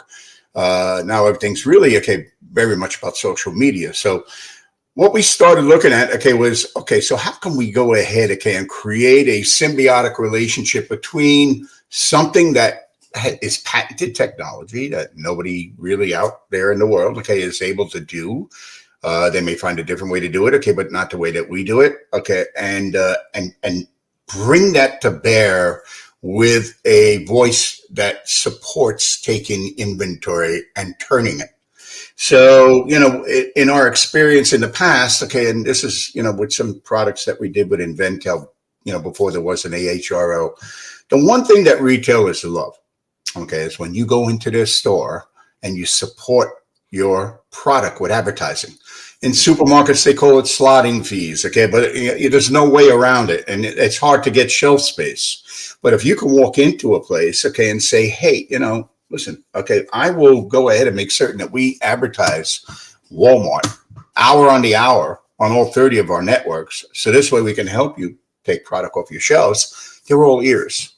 And that's how product, gets put on shelves, is you got to support it, with something. So when we built this out, some of it was planned, some of it kind of just happened. So when you look at Authentic Heroes, what was Authentic Heroes? The proposition was, I'm going to take something that somebody wore and make it into a multiplicity of them. Whether or not we turn them into lids or the same exact jersey, it's entirely up to the management company and us as to what they want to go ahead and see distributed and marketed out there. So now we had another thing that we wanted to do. We wanted to give away an NFT at that time, which is the digital cousin of what you're buying. So whether or not it was a lid, whether it was that, we're going to get the digital representation of that for no cost. And you were going to scan the QR code. It was going to take you, and for provenance and immutability, register your name along with that Authentic Heroes item. So one thing led to another, and we ended up with this NFT platform. All right. And when you look, at the way the divisions work with one another, probably the best example is what didn't work. Because, we had an issue with customs. All right. And we don't have those issues anymore. So 2025 is a new year, for old is gold. But, what happened was we had $15 million worth of products sold. Why? Because we were able to take the money that Inventel, our partner, manufacturing marketing partner, would have spent, on retail advertising support with remnant ads on ESPN, et cetera. And we were going to take Maybach's, which was not part, of AHRO at that time, and further support that retail effort. And Walmart and Barnes & Noble and everybody else fell in love with that idea. And vinyl, was, a good spot to be in. It still is. It's still got a decent growth rate, and it's not going anywhere. It's going to be around, for quite some time. So it's a market that will probably serve. But that's when I started saying to myself, hey, Maybach's, maybe at the end of the day, really belongs with us because we're very product driven, right? And Maybach's at that particular point would give us an ability to go ahead and advertise our product on a global basis, well, now a global basis, not necessarily back then, and not pay anything for our advertising. Just seemed to make a lot of sense. So, we would take maybe 10% of the advertising space, and dedicate it toward a product or a group of products, and advertise it, and then all of a sudden we signed this deal, with Whale Echo. And Whale Echo, now is in 400 TV manufacturers as opposed to 120. They give us a footprint that's now global. Okay. I mean, completely global now. They're in 116 countries now. Okay. As opposed to 45 when we first started working with them. Okay. So, that being the case, okay, it gives us an ability to go ahead, okay, and take a product or anything, okay, whether or not, okay, for instance, okay, we're working on two things right now, okay, with NFL players, right, that will hopefully have contracts. We'll have the jerseys this weekend. Okay, they're turning in their jerseys this weekend for an authentic. Really? Yeah, we'll get them this weekend. That's one of the things I was going to ask you about. You said you're in final negotiation there today. This is October 3rd with a few NFL players. Yeah, top 100. I'm going to give you an idea who we can't get. Okay, so this way you knew what we're on to, and that's Ray Rice. Okay, he's out for the season. Okay, and they thought he was going to be back in 5 games. And we would that would have been a $2 million, $3 million product. Been a great comeback. We got 2 great players, okay, that are very New York oriented, okay. But at the end of the day, okay, those jerseys will be turned in this weekend. We're going to do a whole thing, okay, about them turning in the jerseys. They're going to give a little reason why they're working, okay, with authentic heroes, okay, et cetera, et cetera. And we're, we also have a give back component to it, so it works really well. But guess what? So now we go ahead and we take these jerseys and we turn them into 5,000, maybe 10,000, depending, okay, on whether or not one player gets up off the bench, okay, and plays, okay, that turns into a 10,000 unit product, okay, which is $1 million in sales at $99. That's how we're pricing this stuff out. We're pricing it out so this way everybody can afford to own a slice of history. Okay. And this is a test run, guys. Okay. We do 2 jerseys and it opens up the door for everything. Okay. Now my partner, and I shouldn't call him my partner, okay, but on my board of advisors, and he's a good friend, okay, is a registered NFL agent with 38 players. All right. Wow. So he said, let's run these guys. Okay. And then and if I want Patrick Mahomes, I can get Patrick Mahomes. He can pick up the phone and call because all the NFL agents, okay, work with one another, okay, share opportunity, so to speak, right? So it's just a matter of budget, right? Okay, so nobody at this point. So in other words, these 2 guys, okay, will probably do $1 million to maybe as much as $2 million in sales. Wow. But it's proof of concept. It's all fourth quarter stuff. Okay, some of it may lapse over, okay, into first quarter because, okay, the season obviously is going to run a little bit further, and we'll have an option in the event, okay, that somebody gets into the playoffs, which really at the moment doesn't look that good. At least in New York, anyhow. There's many games. Hey, are you a Jets fan? I'm a New York fan. Okay, I'm just a fan. Okay, I used to be a little bit curious because Bill's playing. Yeah, I like the Jets. Okay, I didn't like it when they had what's his name as the coach. Okay, it was a little bit too boisterous for me. I'm more of a Bill Belichick. Rex guy. Ryan back in the day. I don't want to mention his name. Yeah, okay, it was just a little bit too. We got stuck with them too. Yeah, I know. It was awful. Yeah, it wasn't a fun time. No, it wasn't. But he did a lot of great talking, though. He sure did. And he was really good at that. So getting back to everything, okay, that we do, okay, everything is centered around, okay, the ability for these entities to work with one another. Okay, so if a one-stop shop, okay, represents an artist walks through our door and says, hey, okay, we're making a new album, okay, and we're going to do a live, okay, excuse me, okay, we're going to go on a tour here in the U.S., 10-city tour. What I have the ability to do is you want me to manufacture the album. I can manufacture the album. I can distribute the album because we have the digs, okay, to get into every retailer in the world, okay, including Harrods in London. Okay, we have that footprint, right? Okay, I can go ahead, okay, and broadcast your event live, which adds incremental revenue to what it is, okay, that you're doing, okay, which is you're making your money at the concert. You're making your money with merch. I'm going to put your merch on steroids. So it's an encompassing plan that ultimately now I add, okay, a pay-per-view component to it where they're not giving up 30 to 50% to the pay-per-view channel because that's what the pay-per-view channel takes. Is 30 to 50% of whatever the buy is. So if you got a $1 million buy, guess what? Say bye-bye to about $500,000 worth of it. Okay, because that's how pay-per-view channels make their money. Okay, so it runs us very little to do a pay-per-view. What we pay for, we already have a streaming channel, as you very well know, that broadcasts ROC. Okay. And so it's there. The only component necessary, okay, is a place to pay for it. Okay. And that takes all of an hour to set that up. Okay. So, and we were watching that in the BFC Discord, by the way, guys. We watched that live stream. And if you were in the Discord watching as well, if you're a part of that viewing party, let me know in the comments section. But go ahead. Yeah. Okay. So I mean, okay, think about it as an artist. Okay, and we're talking to a sizable artist. Okay, I'll just say, okay, he's probably in the top 10 of male vocalists. Okay, that we're working with. Okay, to see whether or not we're going to come to terms over the next handful of weeks. Okay, for a broadcast. Okay, sometime. Okay, let's say mid next year. But this is didn't disappoint with Hisense. I'll tell you that. Yeah, I don't think I'll be disappointed here because honestly, you've put your money where your mouth is. Yeah, you put your VAS tag where your mouth is. Put my VAS. Well, okay, the interesting thing, okay, is given the footprint that this gentleman has, it's not a VAS tag deal actually. Okay, because what we were discussing was the idea of doing a free concert that we broadcast live, driven by VAS tag revenue.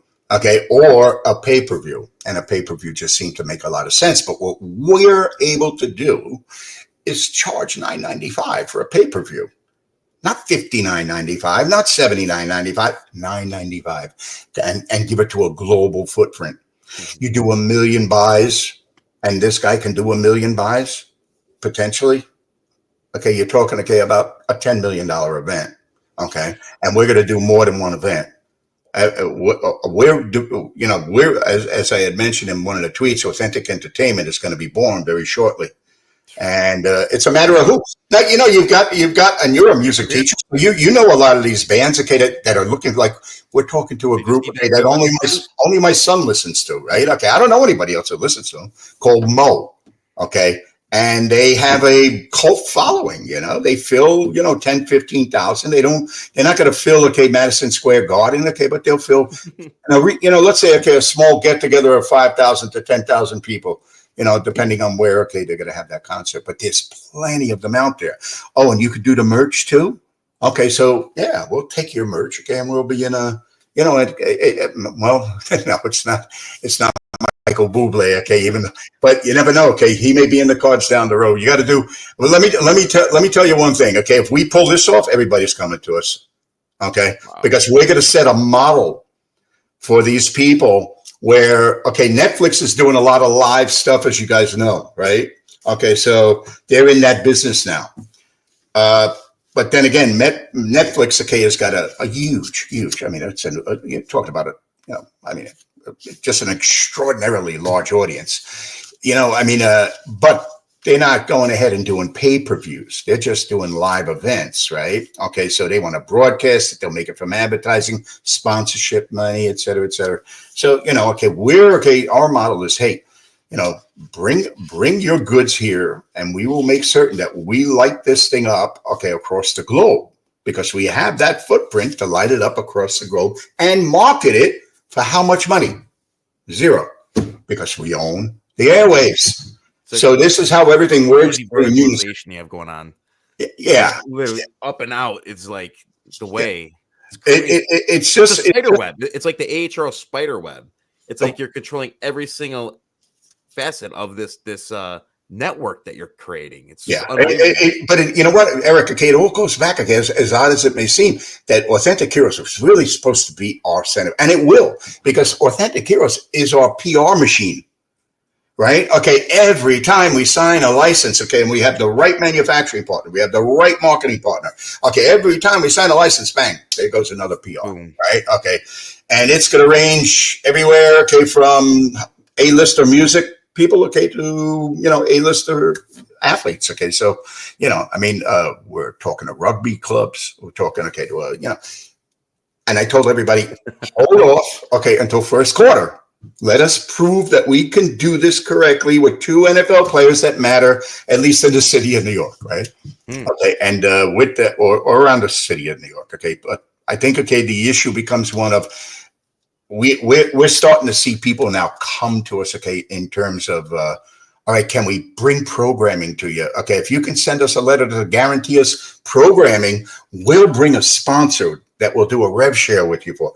We had 3 of those already. One for Winnie's World, okay, that, you know, they're bringing, okay, you know, they want to bring, okay, a sponsorship that is Mattel. Okay, we're negotiating out with them. Some of these things take a little bit of time, and the patience, okay, that, you know, people need to have with this is that there's just really 5 of us here. You know what I mean? Okay, trying to build, okay, a megalopolis of some sort, right? Okay, and with that said, or a spider web, okay, in your words, right? But it's all going to come back to Maybachs, because Maybachs is really the fountain, okay, that continues to feed, you know, everything around it, because it allows you to go ahead and market it for no cost. To market a marketing budget, typically, I used to do a lot of pay-per-view stuff. Okay, you know, mostly, okay, in the martial arts, okay, business and you know, combat sports, you know, okay, back in the old day, okay, back in the 90s, okay, in the early part of the millennium. And in any event, it got expensive, okay, because Request Channel kept on increasing their rates, okay. But the one thing I can tell you is that a marketing budget, you know, for a world tour, okay, or a marketing budget, okay, for, you know, even a US tour, 10-city tour, they $500,000 to $1 million. Easy, okay. I mean, okay, and I don't have to spend anything. Okay, you know, One-stop shop. Yeah, it's a one-stop shop. It's really is. Oh, you want us to press your album? We'll press your album. Okay, we got Technicolor USA as our marketing. As our manufacturing partner for that. I mean, they can press that. Yeah, it really is. I mean, okay, we're pulling off, okay, some really big things here with a very low budget. You know. Okay, and the budget that we've been offered, okay, a few $1 million, I'm not taking it, okay, because it's too cheap a price for me to take in any money other than strategic money to get something done that will lead to bigger and better things, right? So these 2 players, okay, you know, I'm getting them, okay, for a song. Well, depending on what you call a song, okay, so one of them just signed a memorabilia deal for $1 million, right? Wow. And the other one, okay, every time he sets foot outside, okay, he's just mobbed, okay, by people here in New York, you know, and it's interesting, okay, because he comes from my old high school, okay, and you know, in any event, okay, you know, we'll probably hopefully make that announcement by the end of next week, you know, okay, in terms of who these 2 guys are, but that's exciting. It is exciting, okay. We've come a long way, okay, and what's happening, okay, is that you're nonstop. You are nonstop. There's only one way to go, and that's forward, man. You know, okay, I don't know how to take a backward step, and I should sometimes, okay, but, you know, there's too much, okay, on the table right now, okay, you know, and the 18-hour days are worth it, you know, and the stock will catch up, okay, with the company, okay. We're in an enviable position because, in my the stock where it's at, I think it's been consolidating nicely here, and quite frankly, and I know you can't speculate too much to that. No, I can because I'm a shareholder. My Discord, we own shares, and we're, you know, buying it anywhere down here because I personally think this is undervalued. And I do have a couple questions I want to get to. There's 3 questions here. Guys, put a question in if you want. This is a very important one. Chris, do you sleep? Bella, great to have you. It was Bella's birthday a couple weeks ago. So 5 milligrams of melatonin, okay, and I'm good for 4 hours. Again, that's about it, man. That's it. Unfortunately, yeah. Dragonfly has a question. Over the next 2 to 3 years, what is the projection for share price with disclaimer of not financial advice? 3 years from now. Okay. Let me go out 2 because you know what? Okay. The funny thing about pro forma is that there are very few companies, okay, that are non-established. Established companies can project, right? But I'm thinking we're looking like a hockey stick, okay, in terms of revenue and earnings. So, you know, it all centers itself around valuation. So valuation, our goal, okay, is to have a $50 million valuation on this company inside 24 months. All right. And that really means at the end of the day, you know, a price, okay, that is commensurate with so factor in some dilution because there will be some dilution, but it's going to be good dilution because it's going to be driving, okay, revenue and earnings. And that's good dilution. Okay. Bad dilution is when convertible notes, okay, convert and you get nothing for it except aggravation. Okay. And you actually made a point to actually pay off these with cash. And I always say, I look for a company that is bringing in revenue and can pay off their debt in cash, pay off their convertibles in cash. And it was an 800 diagonal, right? Yeah. Paid them off. Okay. And we paid off 3 of their notes over the last year and a half. Wow. So we're doing, and as I had said before, okay, you know, we're working, okay, with the other convertible note holders because they see that we are actually doing what we say we're going to do. They said, just hold off, guys. You made your money in the past, okay, when I had to inherit all of this stuff, all right? Okay, I'll pay you guys off in cash, okay, and blah, blah, blah, okay, and at the end of the day, okay, they're seeing that, wow, they're actually generating revenue. Quarter to quarter, okay, we'll probably have a small third quarter. You know, maybe we'll do $50,000, $60,000. But fourth quarter, you know, I'm thinking, okay, close to $350,000, okay, in revenue, not including VAS tax. That's strictly insert ads. And you got to understand, guys, we got 30 channels, right? And those 30 channels, okay, are comprised, okay, of different types of content. All of them are being watched by smaller audiences in some cases, but all the channels are being watched. So, you know, okay, to like that. I would be against that, Michael. So anyhow, okay, those little things that pop up, those are cute, Eric. I like that. Okay, actually, okay. But with that being said, okay, let me turn them off at you. Okay, that's tech. Okay, next week sounds fast. Do you anticipate future contracts to progress as expeditiously? When you, Stephanie, okay, signing a contract with AWD, having a VAS tag go live next week sounds good. Our VAS tags are already built out. Okay, so all we need to do is integrate that into their system. They build the VAS tag. We have a VAS tag platform, right? Okay, they build the VAS tag for their audience. And AWG, okay, as you know, it's got a huge footprint. Okay, and they're looking to market it tomorrow, actually. You know, we signed a contract this afternoon. Okay, so everything will be integrated, I think, before the weekend's out. And next week, I think we'll go live probably Monday or Tuesday. You know? I just got to wait for them, okay, to let me know, you know. So, I mean, okay, but yeah, okay, now it doesn't have, okay, an immediate effect. It's a building block process, right?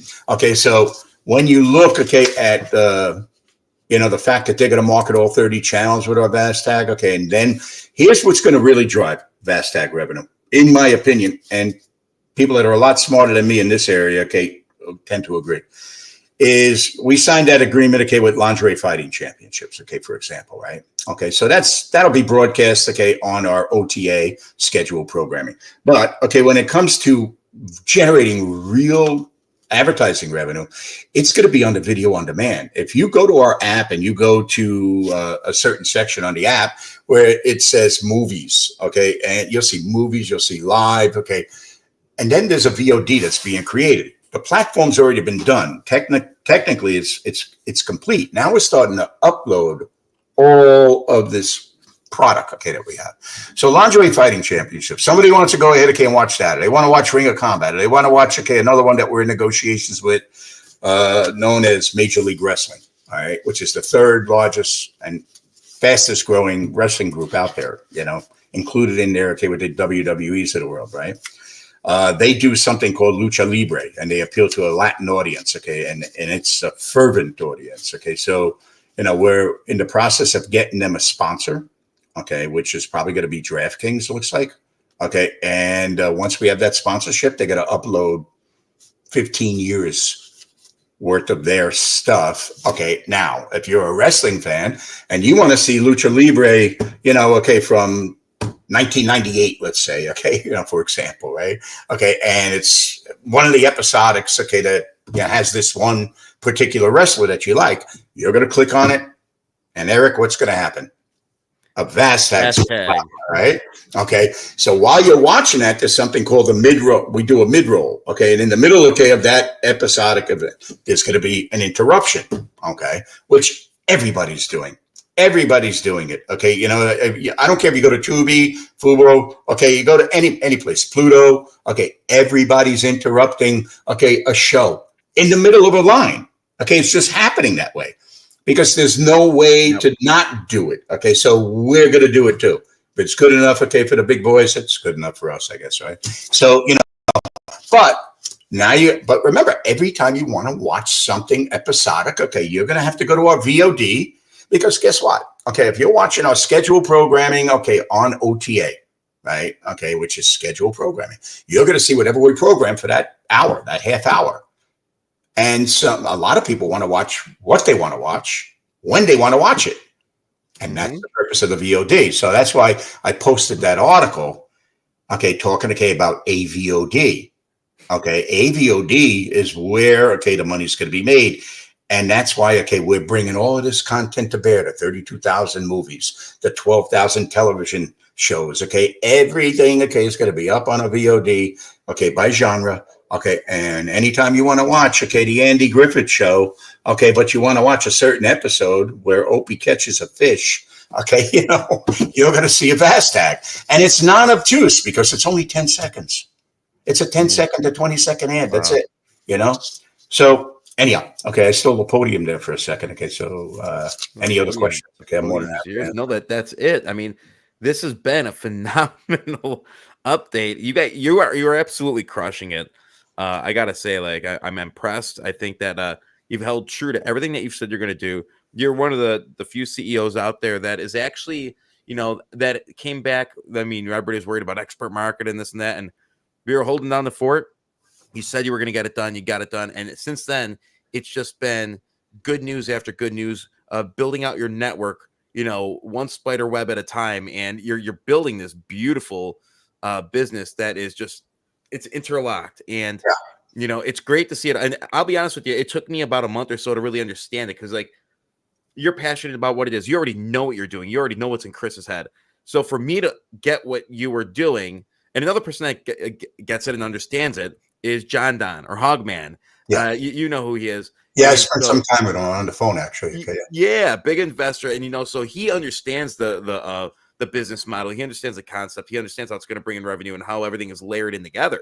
So, I mean, congratulations. I mean, this is just the tip of the iceberg. You're just getting started. It is okay, and you know, okay, if it wasn't for the acquisition of Maybachs. And and by the way, another important thing. Okay, I just did hear from our evaluation analysis guy. Okay, we'll probably know in about 3 weeks. Okay, excellent. And he's thinking north of 6. Wow, north of 6 million is what we're going to get for that. That gets put on the balance sheet. Well, and after I'm done. Okay, with and all my convertible note guys. They said, listen, you deliver fourth quarter the way you say you're going to deliver fourth quarter. We'll convert everything over to a preferred with a leak out because that's what I want from them. Okay, with a leak out. That's crazy. Okay. And they want to, and at the end of the day, okay, you know, that's going to be driven. And think about that on the balance sheet. Okay, you've got retained earnings. You've got, okay, you know, 6 million being put potentially. Let's potentially 6 million being put on the balance sheet, and the conversion, okay, of, you know, debt to equity. Okay, in the form of convertible preferred. And okay, they'll work with me. Okay, they'll work with me. They'll say, listen, okay, you want to sell a little bit. Okay, but nobody's hitting, you know, it's not like, okay, like you see, okay, with most convertible notes, okay, they're just slamming bids, okay, and it gets ugly out there. You haven't seen that here because I've gained their trust because I never lied to them. B, I never held up a conversion. I fight with them like an animal over it. Okay, but at the end of the day, I always work something out that they were, and that would suffice. And that's what it is. It's all about that human interaction that you have with somebody that allows them to believe in what the hell it is you're saying. If you actually do what you said you're gonna do, okay, that's when things happen. Okay, and I'm really looking now. I said, okay, I'm really looking forward to fourth quarter. I'm really looking forward to first quarter because first quarter, okay, there's all sorts of things happening. We're going to apply for a Major League Baseball license in first quarter. Okay, you know, with the NFL, it's a funny thing, okay, because NFL, the players are nobody's buying NFL merchandise except from Fanatics, all right? A lot of people, a disproportionate amount of people are buying non-NFL sanctioned. All they want to do is see that play, okay, because most people that buy it, girl or guy, okay, if they want Tom Brady, okay, and they're going to get a Tom Brady jersey, they're more than happy to hang it, okay, in their girl room or their man room, okay, and in let's say a shadow box or in a frame. All they want to see is the name on the back, okay, and the numbers and the colors. They don't care if it says NFL, you know? Okay, thank you. Okay, it's my pleasure to have that communication with you, okay? That's what I do. Okay, so the issue going forward is, you know, I want to go get Yankee pinstripes. And we have the ability to do it. We've already met with MLBPA 3 times, okay, over the last year. And they love us, okay, and they said, listen, you don't have to go to MLB. you got to come here to MLBPA. Okay. And so we're going to go see MLBPA right after the season is completely over. Everybody's gone home from taking a little winter vacation, and hopefully have something ready, okay, for spring break, for spring baseball. Yep. You know what I mean? Spring training. Okay. And, okay. So yeah, there's a lot of stuff going on, but it's always going to center itself around Maybachs. Listen, when you own this, okay, if you own a CVS, okay, you own a Maybachs, any product in the world can come to you and say, hey, can you please help me? Okay, yeah, I'll do it. Okay, but I want X%, like I did. Okay, with my buddy. Okay, over at As Seen on TV. Okay, and he's vast tagged. Okay, his vast tag starts at the end of next week. I said, okay, if somebody's going to watch your stuff, you're paying me 5% on sales, and I'm putting up. What do you mean you can't put a vast tag there? I said, yes, I can, because I'm going to put you in the #1 spot. Okay, because you're an eyeball drawer. When people come and they download our app, they're going to look at you, okay, and they're going to say, oh, wow, As Seen on TV. Okay, let's see what they're selling. But they got to watch your vast tag first. Okay, and finally he agreed. Okay, but yeah, I could be a pain in the ass at times. Okay, but realistically, okay, things get done. Okay, and I'm surrounded by a really good team of people, man. Okay, I really am. Okay, from Sean Salchi. Okay, give a shout out to Sean. Okay, it was my NFL agent guy. Yasser Sheikh. Okay, it was my As Seen on TV guy. Maureen Cooper, who's a beast. Okay, that's a person that needs sleep. Okay, she probably works 21 hours a day. Okay, it's just like, and she's the founder, okay, of Maybachs, right? Okay, her daughter Priscilla, brilliant. Okay, and Atul over at Wise TV. Okay, even Atul, okay, who charges me a lot of money each and every month to be my back end, so I don't have to spend $5 million in setting up a studio, right? Okay, and a broadcaster, okay, signal. So he is okay. Without these people, okay, we wouldn't be here. Okay, we'd be doing a reverse merger. Okay, at some point, okay, just to get rid of, what would be a problem, because the company can work out. I don't know any other way, okay, to go ahead and describe it, okay, because expert market didn't phase me at all. It sucked, okay. I wasn't expecting that from our internal accountant at that time, okay, but it happened. But it happened at a better time, though. Summer was slow, and there wasn't a lot of volume, and it sort of gave you the time to like. I was anxious. Don't get me wrong. I would call you every week, like, "Hey, what's going on, man?" Okay. It turned out to work out. It just sucked. Okay. But when you've been through 37 bankruptcies and 22 work turnarounds, okay, and workouts, okay, it's expert markets like child's play. You know what I mean? Okay. I've dealt with a lot more complications. You've worked for so many companies, and but this is my greatest challenge. I hope will be my greatest success too. Okay, in terms of where we're going, okay, and who we're doing it with, okay, and it's just the beginning, guys. I've got a wine company that wants to advertise, okay, on our airwaves and give me 30% of their profit. And, it's just like, okay, so what do you do first, right? It's man hours. Okay, that's what it's going to take. And I can't take in any money here, guys, because if I took in $2 million right now, what's going to happen. Okay, we're going to end up, okay, with more stock than what we know what to do with. And it's just not time. I'd rather live off the cash flow, let the cash flow pay a few $50,000, $100,000 rounds here and there for, you get a player, you get something, okay, you want to do with an A-list musician, you leave some escrow money there, that kind of stuff. But nothing so dilutive that anybody's going to turn their head and say, oh my God, look at the dilution. No, it's nothing like that, because people keep on asking me about it, because we raised the AS last year. Okay. And that's only because, okay, we're at 2.1. Okay. And Scott, our attorney, said, listen, you have these conversions that have to happen or not going to happen. In either case, you got to have enough on reserve, okay, in order to go ahead again, not be in default. Oh, shit. Okay, so you increase the AS, not the OS, okay, but the AS, right? So the AS, okay, is just there. Okay, it's not, I don't expect to do anything with it, but, to piggyback on what you said, that's why you're paying off, convertibles, because you don't want to see those things convert. And I think as a shareholder, that's what I want to see you do more. And, I like the fact that you've already done it, 3 times already now? Yeah. So, it's pretty remarkable. And I will say about the wine company, Chris. Yeah. Rule number 1, first you got to try the product to see if they're worthy of the VAS tag. Right. I'm just saying. Gotta try the product, man. You Gotta try the product. should have people, okay, walking around, okay, and, just sticking something on somebody's shoulder that says Vastag. You've been Vastag. Vastag. It's gonna be a running joke now, man. I'm telling you. I know, okay. There's a meme. There's a meme coming somewhere, okay. There is. Don't worry, we'll have Vastags to pass out at the shareholder meeting. But I want to give you, because we're wrapping up here, and Yeah. I have a couple other stocks I got to get to, but I want to give you a final word to the shareholders, to potential shareholders. Why AHRO and why now?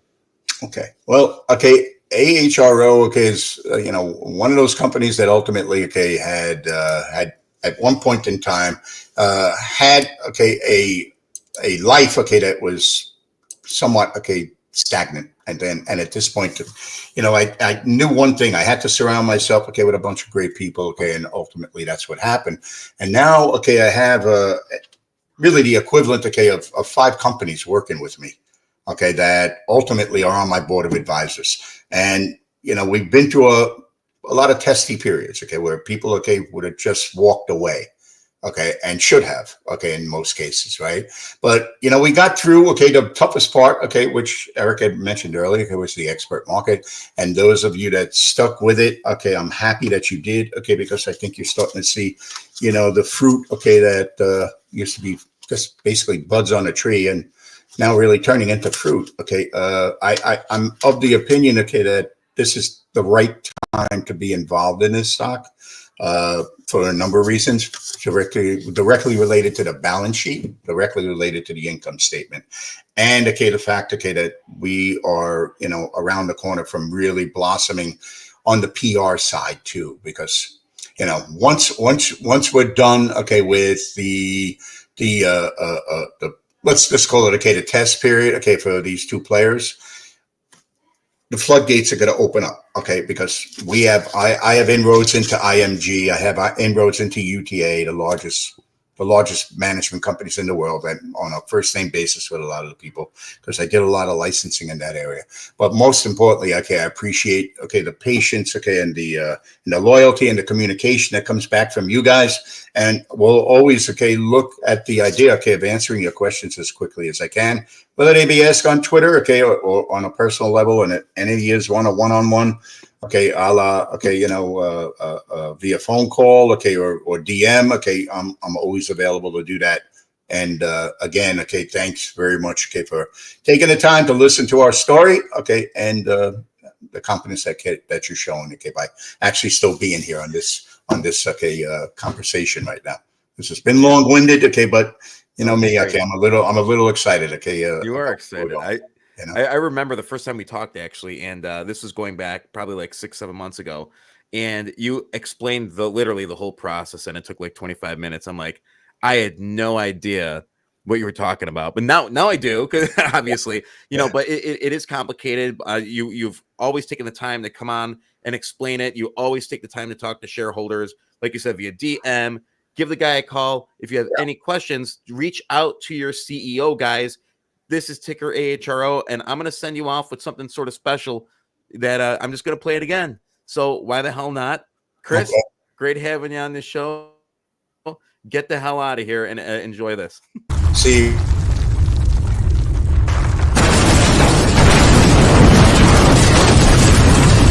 Rising like a phoenix from the ashes of hell, Authentic Holdings is on a quest to build out their 4 subsidiaries to new heights. Maybach's Global has been networking into huge broadcast markets across the United States and has already reached 18 million homes. But they aren't stopping there. Maybach's is penetrating the global streaming market and are setting themselves up to smash company records in coming quarters. Through their Ad Rev and Vast Tag program, they are not only increasing revenue, but increasing shareholder confidence through transparency and execution. Buckle up, because this phoenix is going to take the summer market by storm. Authentic Holdings, ticker AHRO.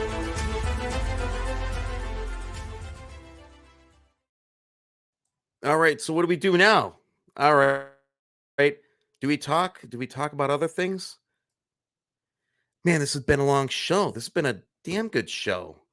I first want to thank all my guests that I've had. Those are 3 stocks that I think are really going to go on a run in Q4.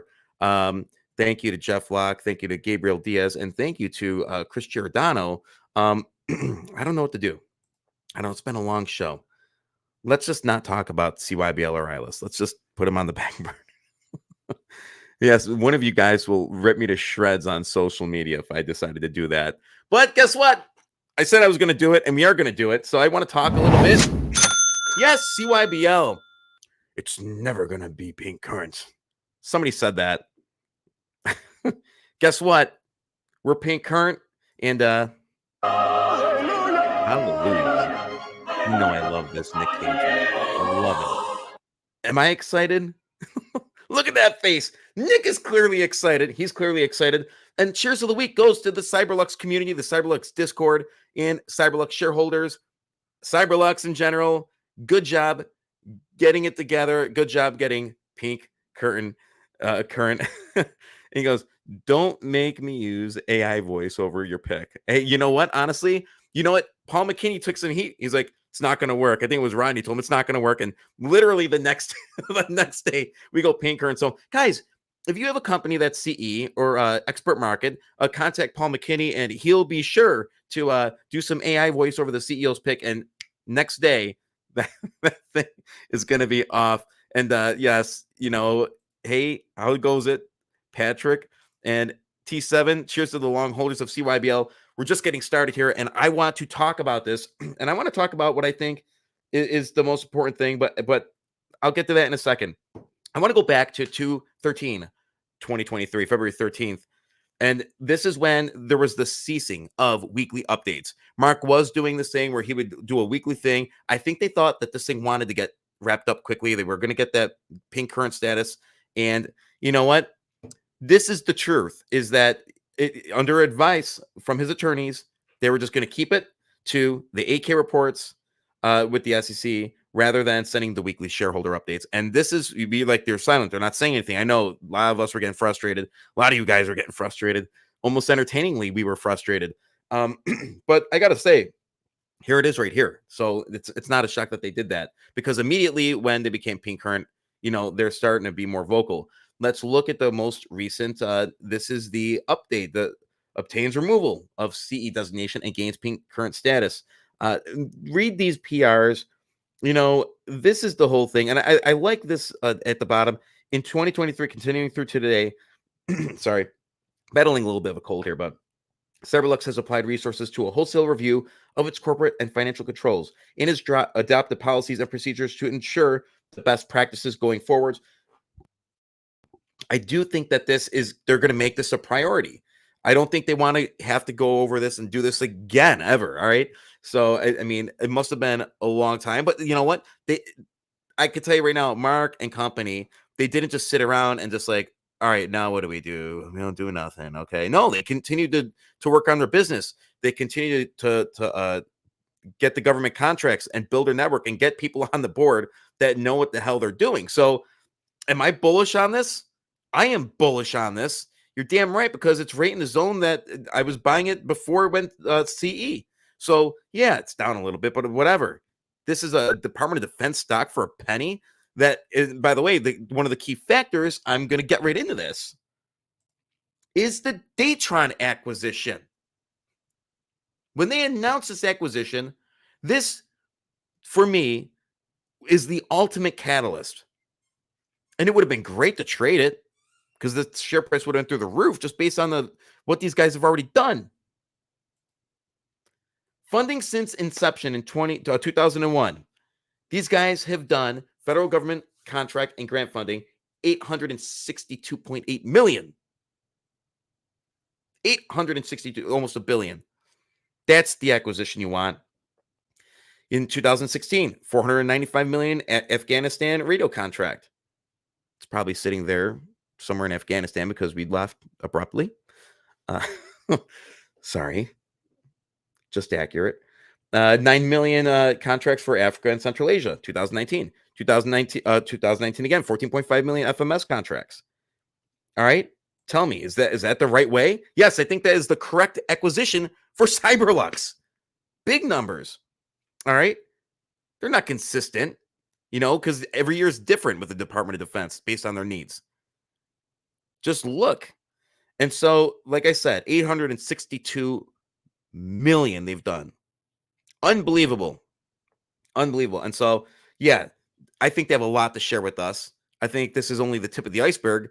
And I'm extremely bullish on the stock. And I've always been bullish on the stock. And I never wavered and I never stopped covering it. I might cry for a little bit, but you can only cover so much, when there's nothing there. But, I'm not going to disappear. This is my stock pick. 117, and I bought 1.6 million at Dub 4. Have not sold a single share. So, Will OS posted this. All right. Earnings before income tax, depreciation, and amortization. Okay. Multiples for private aerospace companies. These are the multiples that they posted. Here. For that, unmanned aircraft systems, 14.1x. Military and defense, 14.8x. For the revenue range, the multipliers are 5.1x. Military and defense, 6.1x. This company is undervalued. The share price should be between 2 to 3 cents, in my opinion. Yeah, that's you, Will. Damn right. Yes, it is. And I think that obviously the way we should be going is up. This is completely exciting. Completely exciting. They've done what they've said they're going to do in getting the government contracts. I can't wait to have another update. I think we're longing for another update as Cyberlux investors, but this has been one hell of a week. And this is the biggest point I want to drive home. If you look at the restated filings from 2023, 65,000, and look, we jumped to revenue of 52 million. 52,725,152 with a gross profit 33.9 million. We're back. We're back and we're looking good. All they need to do is communicate and show us the way, show us the plan, show us where they're at. This is a comeback stock, the comeback stock of 2024. So exciting. And everybody should be happy about this. I'm freaking excited. Unbelievable. Unbelievable. So congratulations for all of you that waited and were patient. And congratulations to the Canadian traders, because you guys literally, I know some of you got in at Dub 1 and you took profits at 1.2 cents, 1.1 cents. That's nice. Good for you. All right. I'm in this one long term. And so I think that we're going to start seeing the stock move north. I think we're going to see some consolidation. And I look forward to the updates that Mark Schmidt is going to bring. And if we don't get an update tomorrow, then I'll just have Paul McKinney make one of those AI voice memes with the Mark Schmidt picture. No, but congratulations, Mark Schmidt and your crew. Good job. You guys have a killer board, and we can't wait to hear more from you. Let's talk about this. A second, I got it. For this one, at least. ILUS. Okay. I saw the PR that came out from ASNS. Now, look, they kept pushing this extension, pushing the extension. All right, they kept pushing it. There can be no assurance that a definitive agreement will be entered upon, blah, blah, blah, blah. Okay, guess what? The deal didn't happen. And I know some of you are going to be like, oh, he must be pissed. Oh, my God, what is he going to do? What is he going to do? I'm going to buy more. Because that's what I do. I'm the fireside freak that buys ILUS shares. No, I'll tell you what happened. And, I've had time to think about this. And over the last couple of weeks, when you hit that deadline of October 1st and you don't hear anything, they're still negotiating because you haven't heard anything, or, they completed the deal and then they have to tell you, we didn't hear anything. They're, working on the deal. Well, today we found out it wasn't. And it makes sense why. And I think that, and this is not on QIND or ILUS or Nick Link or JP or any of these guys. This is not on them. This is on ASNS. And they better be careful. And I mean that sincerely. And this is why. Look at this spike. When they announced, look how they were about to get delisted. The share price was in the gutter. All right. Boom. They announce the acquisition with QIND. recovers the share price. We remember that day, ASNS went nuts. Some of you guys flipped it. And then, boom, you had the consolidation here. Oh, they're in the safe zone now. Interesting. Now they're getting comfortable. All right, this is my opinion. This isn't what happened. I'm just giving you my opinion. So now it's more like, all right, ASNS, all right, we need to lock up with somebody to bring value to the company and recover, and that way, kill two birds with one stone. Everybody's happy. Well, once they got up and moving, I noticed their PRs were nonstop. And so it's more like, oh, we don't need you anymore. I think that started to crawl through their brain. And this is the kicker. All right. We saw the PR. ASNS did acquire 61% to 75% stake in the company, subject to customary terms, blah, blah, blah. We saw all that. But this is it. Actellus announces exercise of warrants for $3 million gross proceeds. They wanted to raise money. Well, here they are. And my question is this. Oh, Actellus Networks files secondary offering of up to 2.1 million shares. So my question is this. All right. Did they know that they weren't going to do that deal? They had 372% sequential revenue growth, 81% year-over increase. They had good news coming out, and they're probably thinking, oh, we don't need QIND anymore. But let me ask you this. Do you think that they knew that they were never going to do that deal in the first place, and they just needed something to jumpstart their stock price? I could tell you right now what I think is going to happen with the ASNS shareholder. I don't own it, and I'm glad I don't own it, because I think if they cancel this deal, I think a lot of people were expecting that deal to go through. So whether or not that share price sustains itself, I don't know. Is there a chance that there could be a lawsuit over this? If they could prove that they knowingly were raising money with the notion that they were going to have this acquisition and a deal was being made. I know this is a big accusation. I'm not really being accusatory. I'm not. I'm just thinking out loud. Tell me what you think in the comments section. What do you think? Do you think that ASNS used this as a jumpstart to get them to be able to not be delisted? That's the question. And I will tell you right now, I'm not putting this on Nick and JP. I'm not. So I know some of you are going to say, well, you drink the Kool-Aid anyway, Dumbo. So you're just going to buy more shares. Well, I'm gonna read, and I'm gonna do what I think is right. And right now, I think that they got screwed over out of this uplist. But you know what? Nick and JP always have a pivot, and they always have a backup plan. So, do we see? I mean, where's QIND going to go from here? I mean, that share price wasn't really being rewarded because of this. It was the SNS that really had the reflection in the share price. So. Some people that bought both, they're not, ASNS isn't going to be happy about it, because this could, if their shareholders are not happy about this, you're going to see a sell-off. Maybe you don't. Maybe you see an increase. Maybe they're happy an acquisition doesn't go through. I don't know. But it's been consolidating here after that announcement. Like I said, it's been consolidating here. So here it is. Boom. Announcement made. Boom. A little up and down action, and it's just consolidating, waiting for, and actually was consolidating very nicely for a jump up. It's a really crappy chart, by the way. Yeah, I know. But think about that. I mean, I don't know. This is on ASNS. I'm not putting this on ILUS. So I'm going to allow my ILUS shares to crash. VC says that.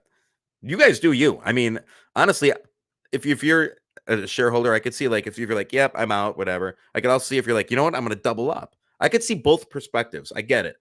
It's not meant to be an easy road. It's definitely not meant to be an easy road. Cody says, I personally am putting it on Nick and JP. This has become their MO, in my opinion. Pivot to something else without. Just my opinion. I could be wrong. You know what? That's fine. I'll share your opinion. I just respectfully disagree. I think that, like, they had everything in a row. It was ASNS that chose to, cut the deal. And I wish they would have cut the deal sooner instead of keep extending it. So yeah, no, Cody, right on, man. I respect your opinion. Something fantastic. Nick and JP are so guys. Unfortunate happening.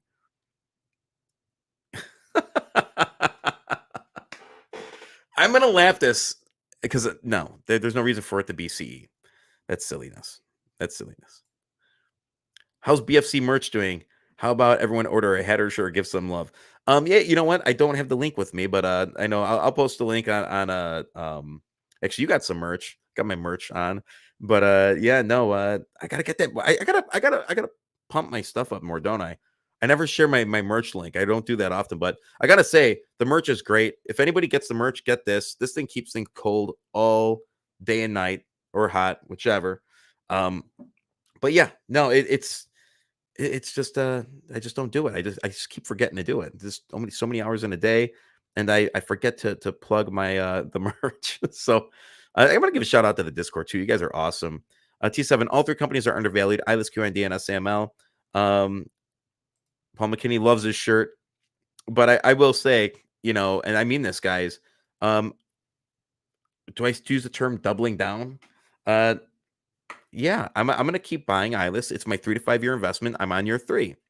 And so you buy it when it's cheap. You don't buy it when everybody's getting excited about it. I had a great call earlier with someone. I won't say who it is. It's somebody that we all know in the community. And no, it wasn't Jord for once. By the way, shout out to Jord. Love you, man. In the fact that, and this person loves low floats. And you buy these stocks. You buy NUMD. You buy DRCR. You buy what's the MEIL. Guess what? You buy them when they're down, when there's nobody looking at them. When these stocks don't have anybody looking at them, and they have a great share structure, and they have great management, and they have a clear plan, it's just a matter of time. Buy them when they're beaten up.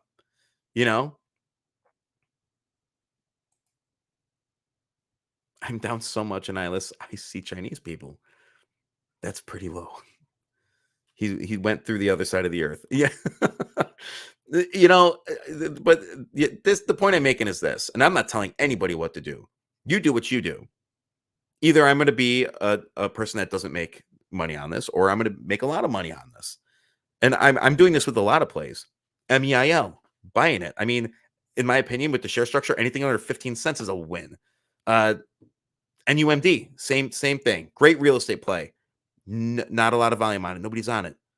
Load them up when nobody's looking, when nobody's giving it attention. That's when you swoop it up. Then it's all excited. There's news and stuff, and boom, you actually have volume to sell into at that point. So I don't know. Everybody do what they do, but I'm just telling you, like, you don't want to buy it after it's ran 200 or 300%. Do you know what I'm saying? Like, I know some people, like, I will use IGPK as an example. Bullish overall on IGPK. And so, 2000, it was triple seven. It went up to 198. I mean, holy crap. That's what you sell on. A lot of people were buying in the consolidation. Some people even bought halfway up and made money. But, I wouldn't personally have done that. I like to find them before and load them up. Let's go to some more comments here.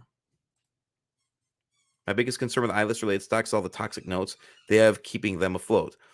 Need these deals to happen for better funding to occur. I completely agree with that. Absolutely. That's why it's imperative that they get on the big board. 100%. And that's why I like talking to Chris Giordano of AHRO, because to hear him pay off some convertible notes, that's a breath of fresh air. And I'm glad that he's doing it.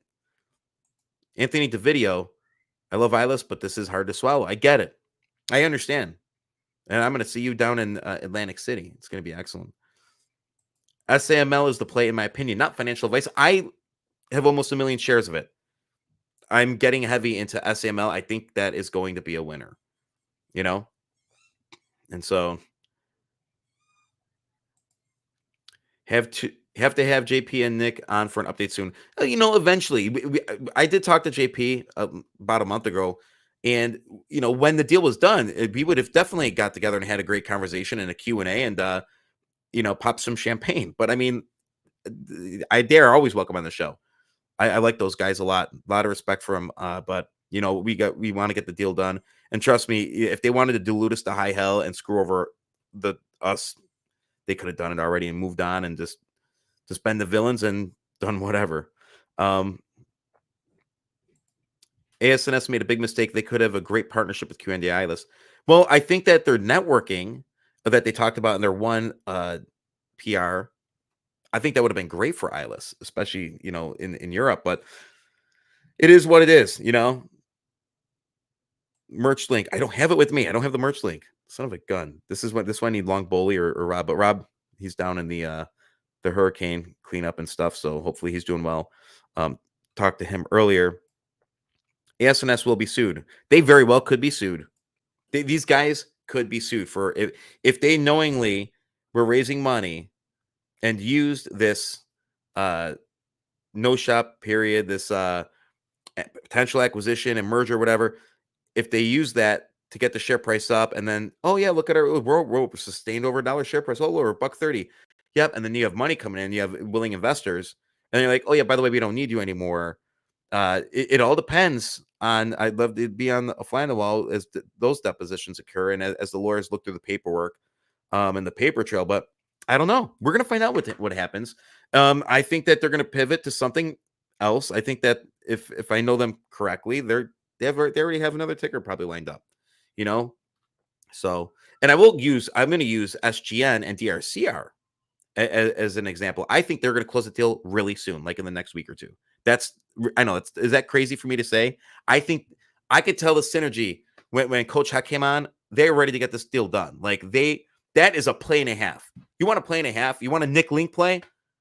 Let's talk in a couple weeks or a month or 6 weeks or whatever. I think that DRC is going to close their deal. I just do. I have a feeling that one's going to move very, very quickly. And the synergies there, the commonalities in industry there, I think, is going to be great for SGN. And I think DRCR is a $2 stock. Easily. They're profitable. And they have a product. Their licensing base is expanding. And so I think there's nowhere to go from up. That's going to be $1 billion company, you know? So, and don't forget, ILUS owns 10 million shares of that. So that's my opinion. I want to let you guys know next Wednesday, October 16th, 6 p.m. Eastern, Ludwig Enterprises Incorporated, Dr. Marvin S. Hausman, MD, will be on OTC ticker LUDG. I had a great call with him yesterday. I'm going to have another call with him tomorrow. Smart guy, disruptive product.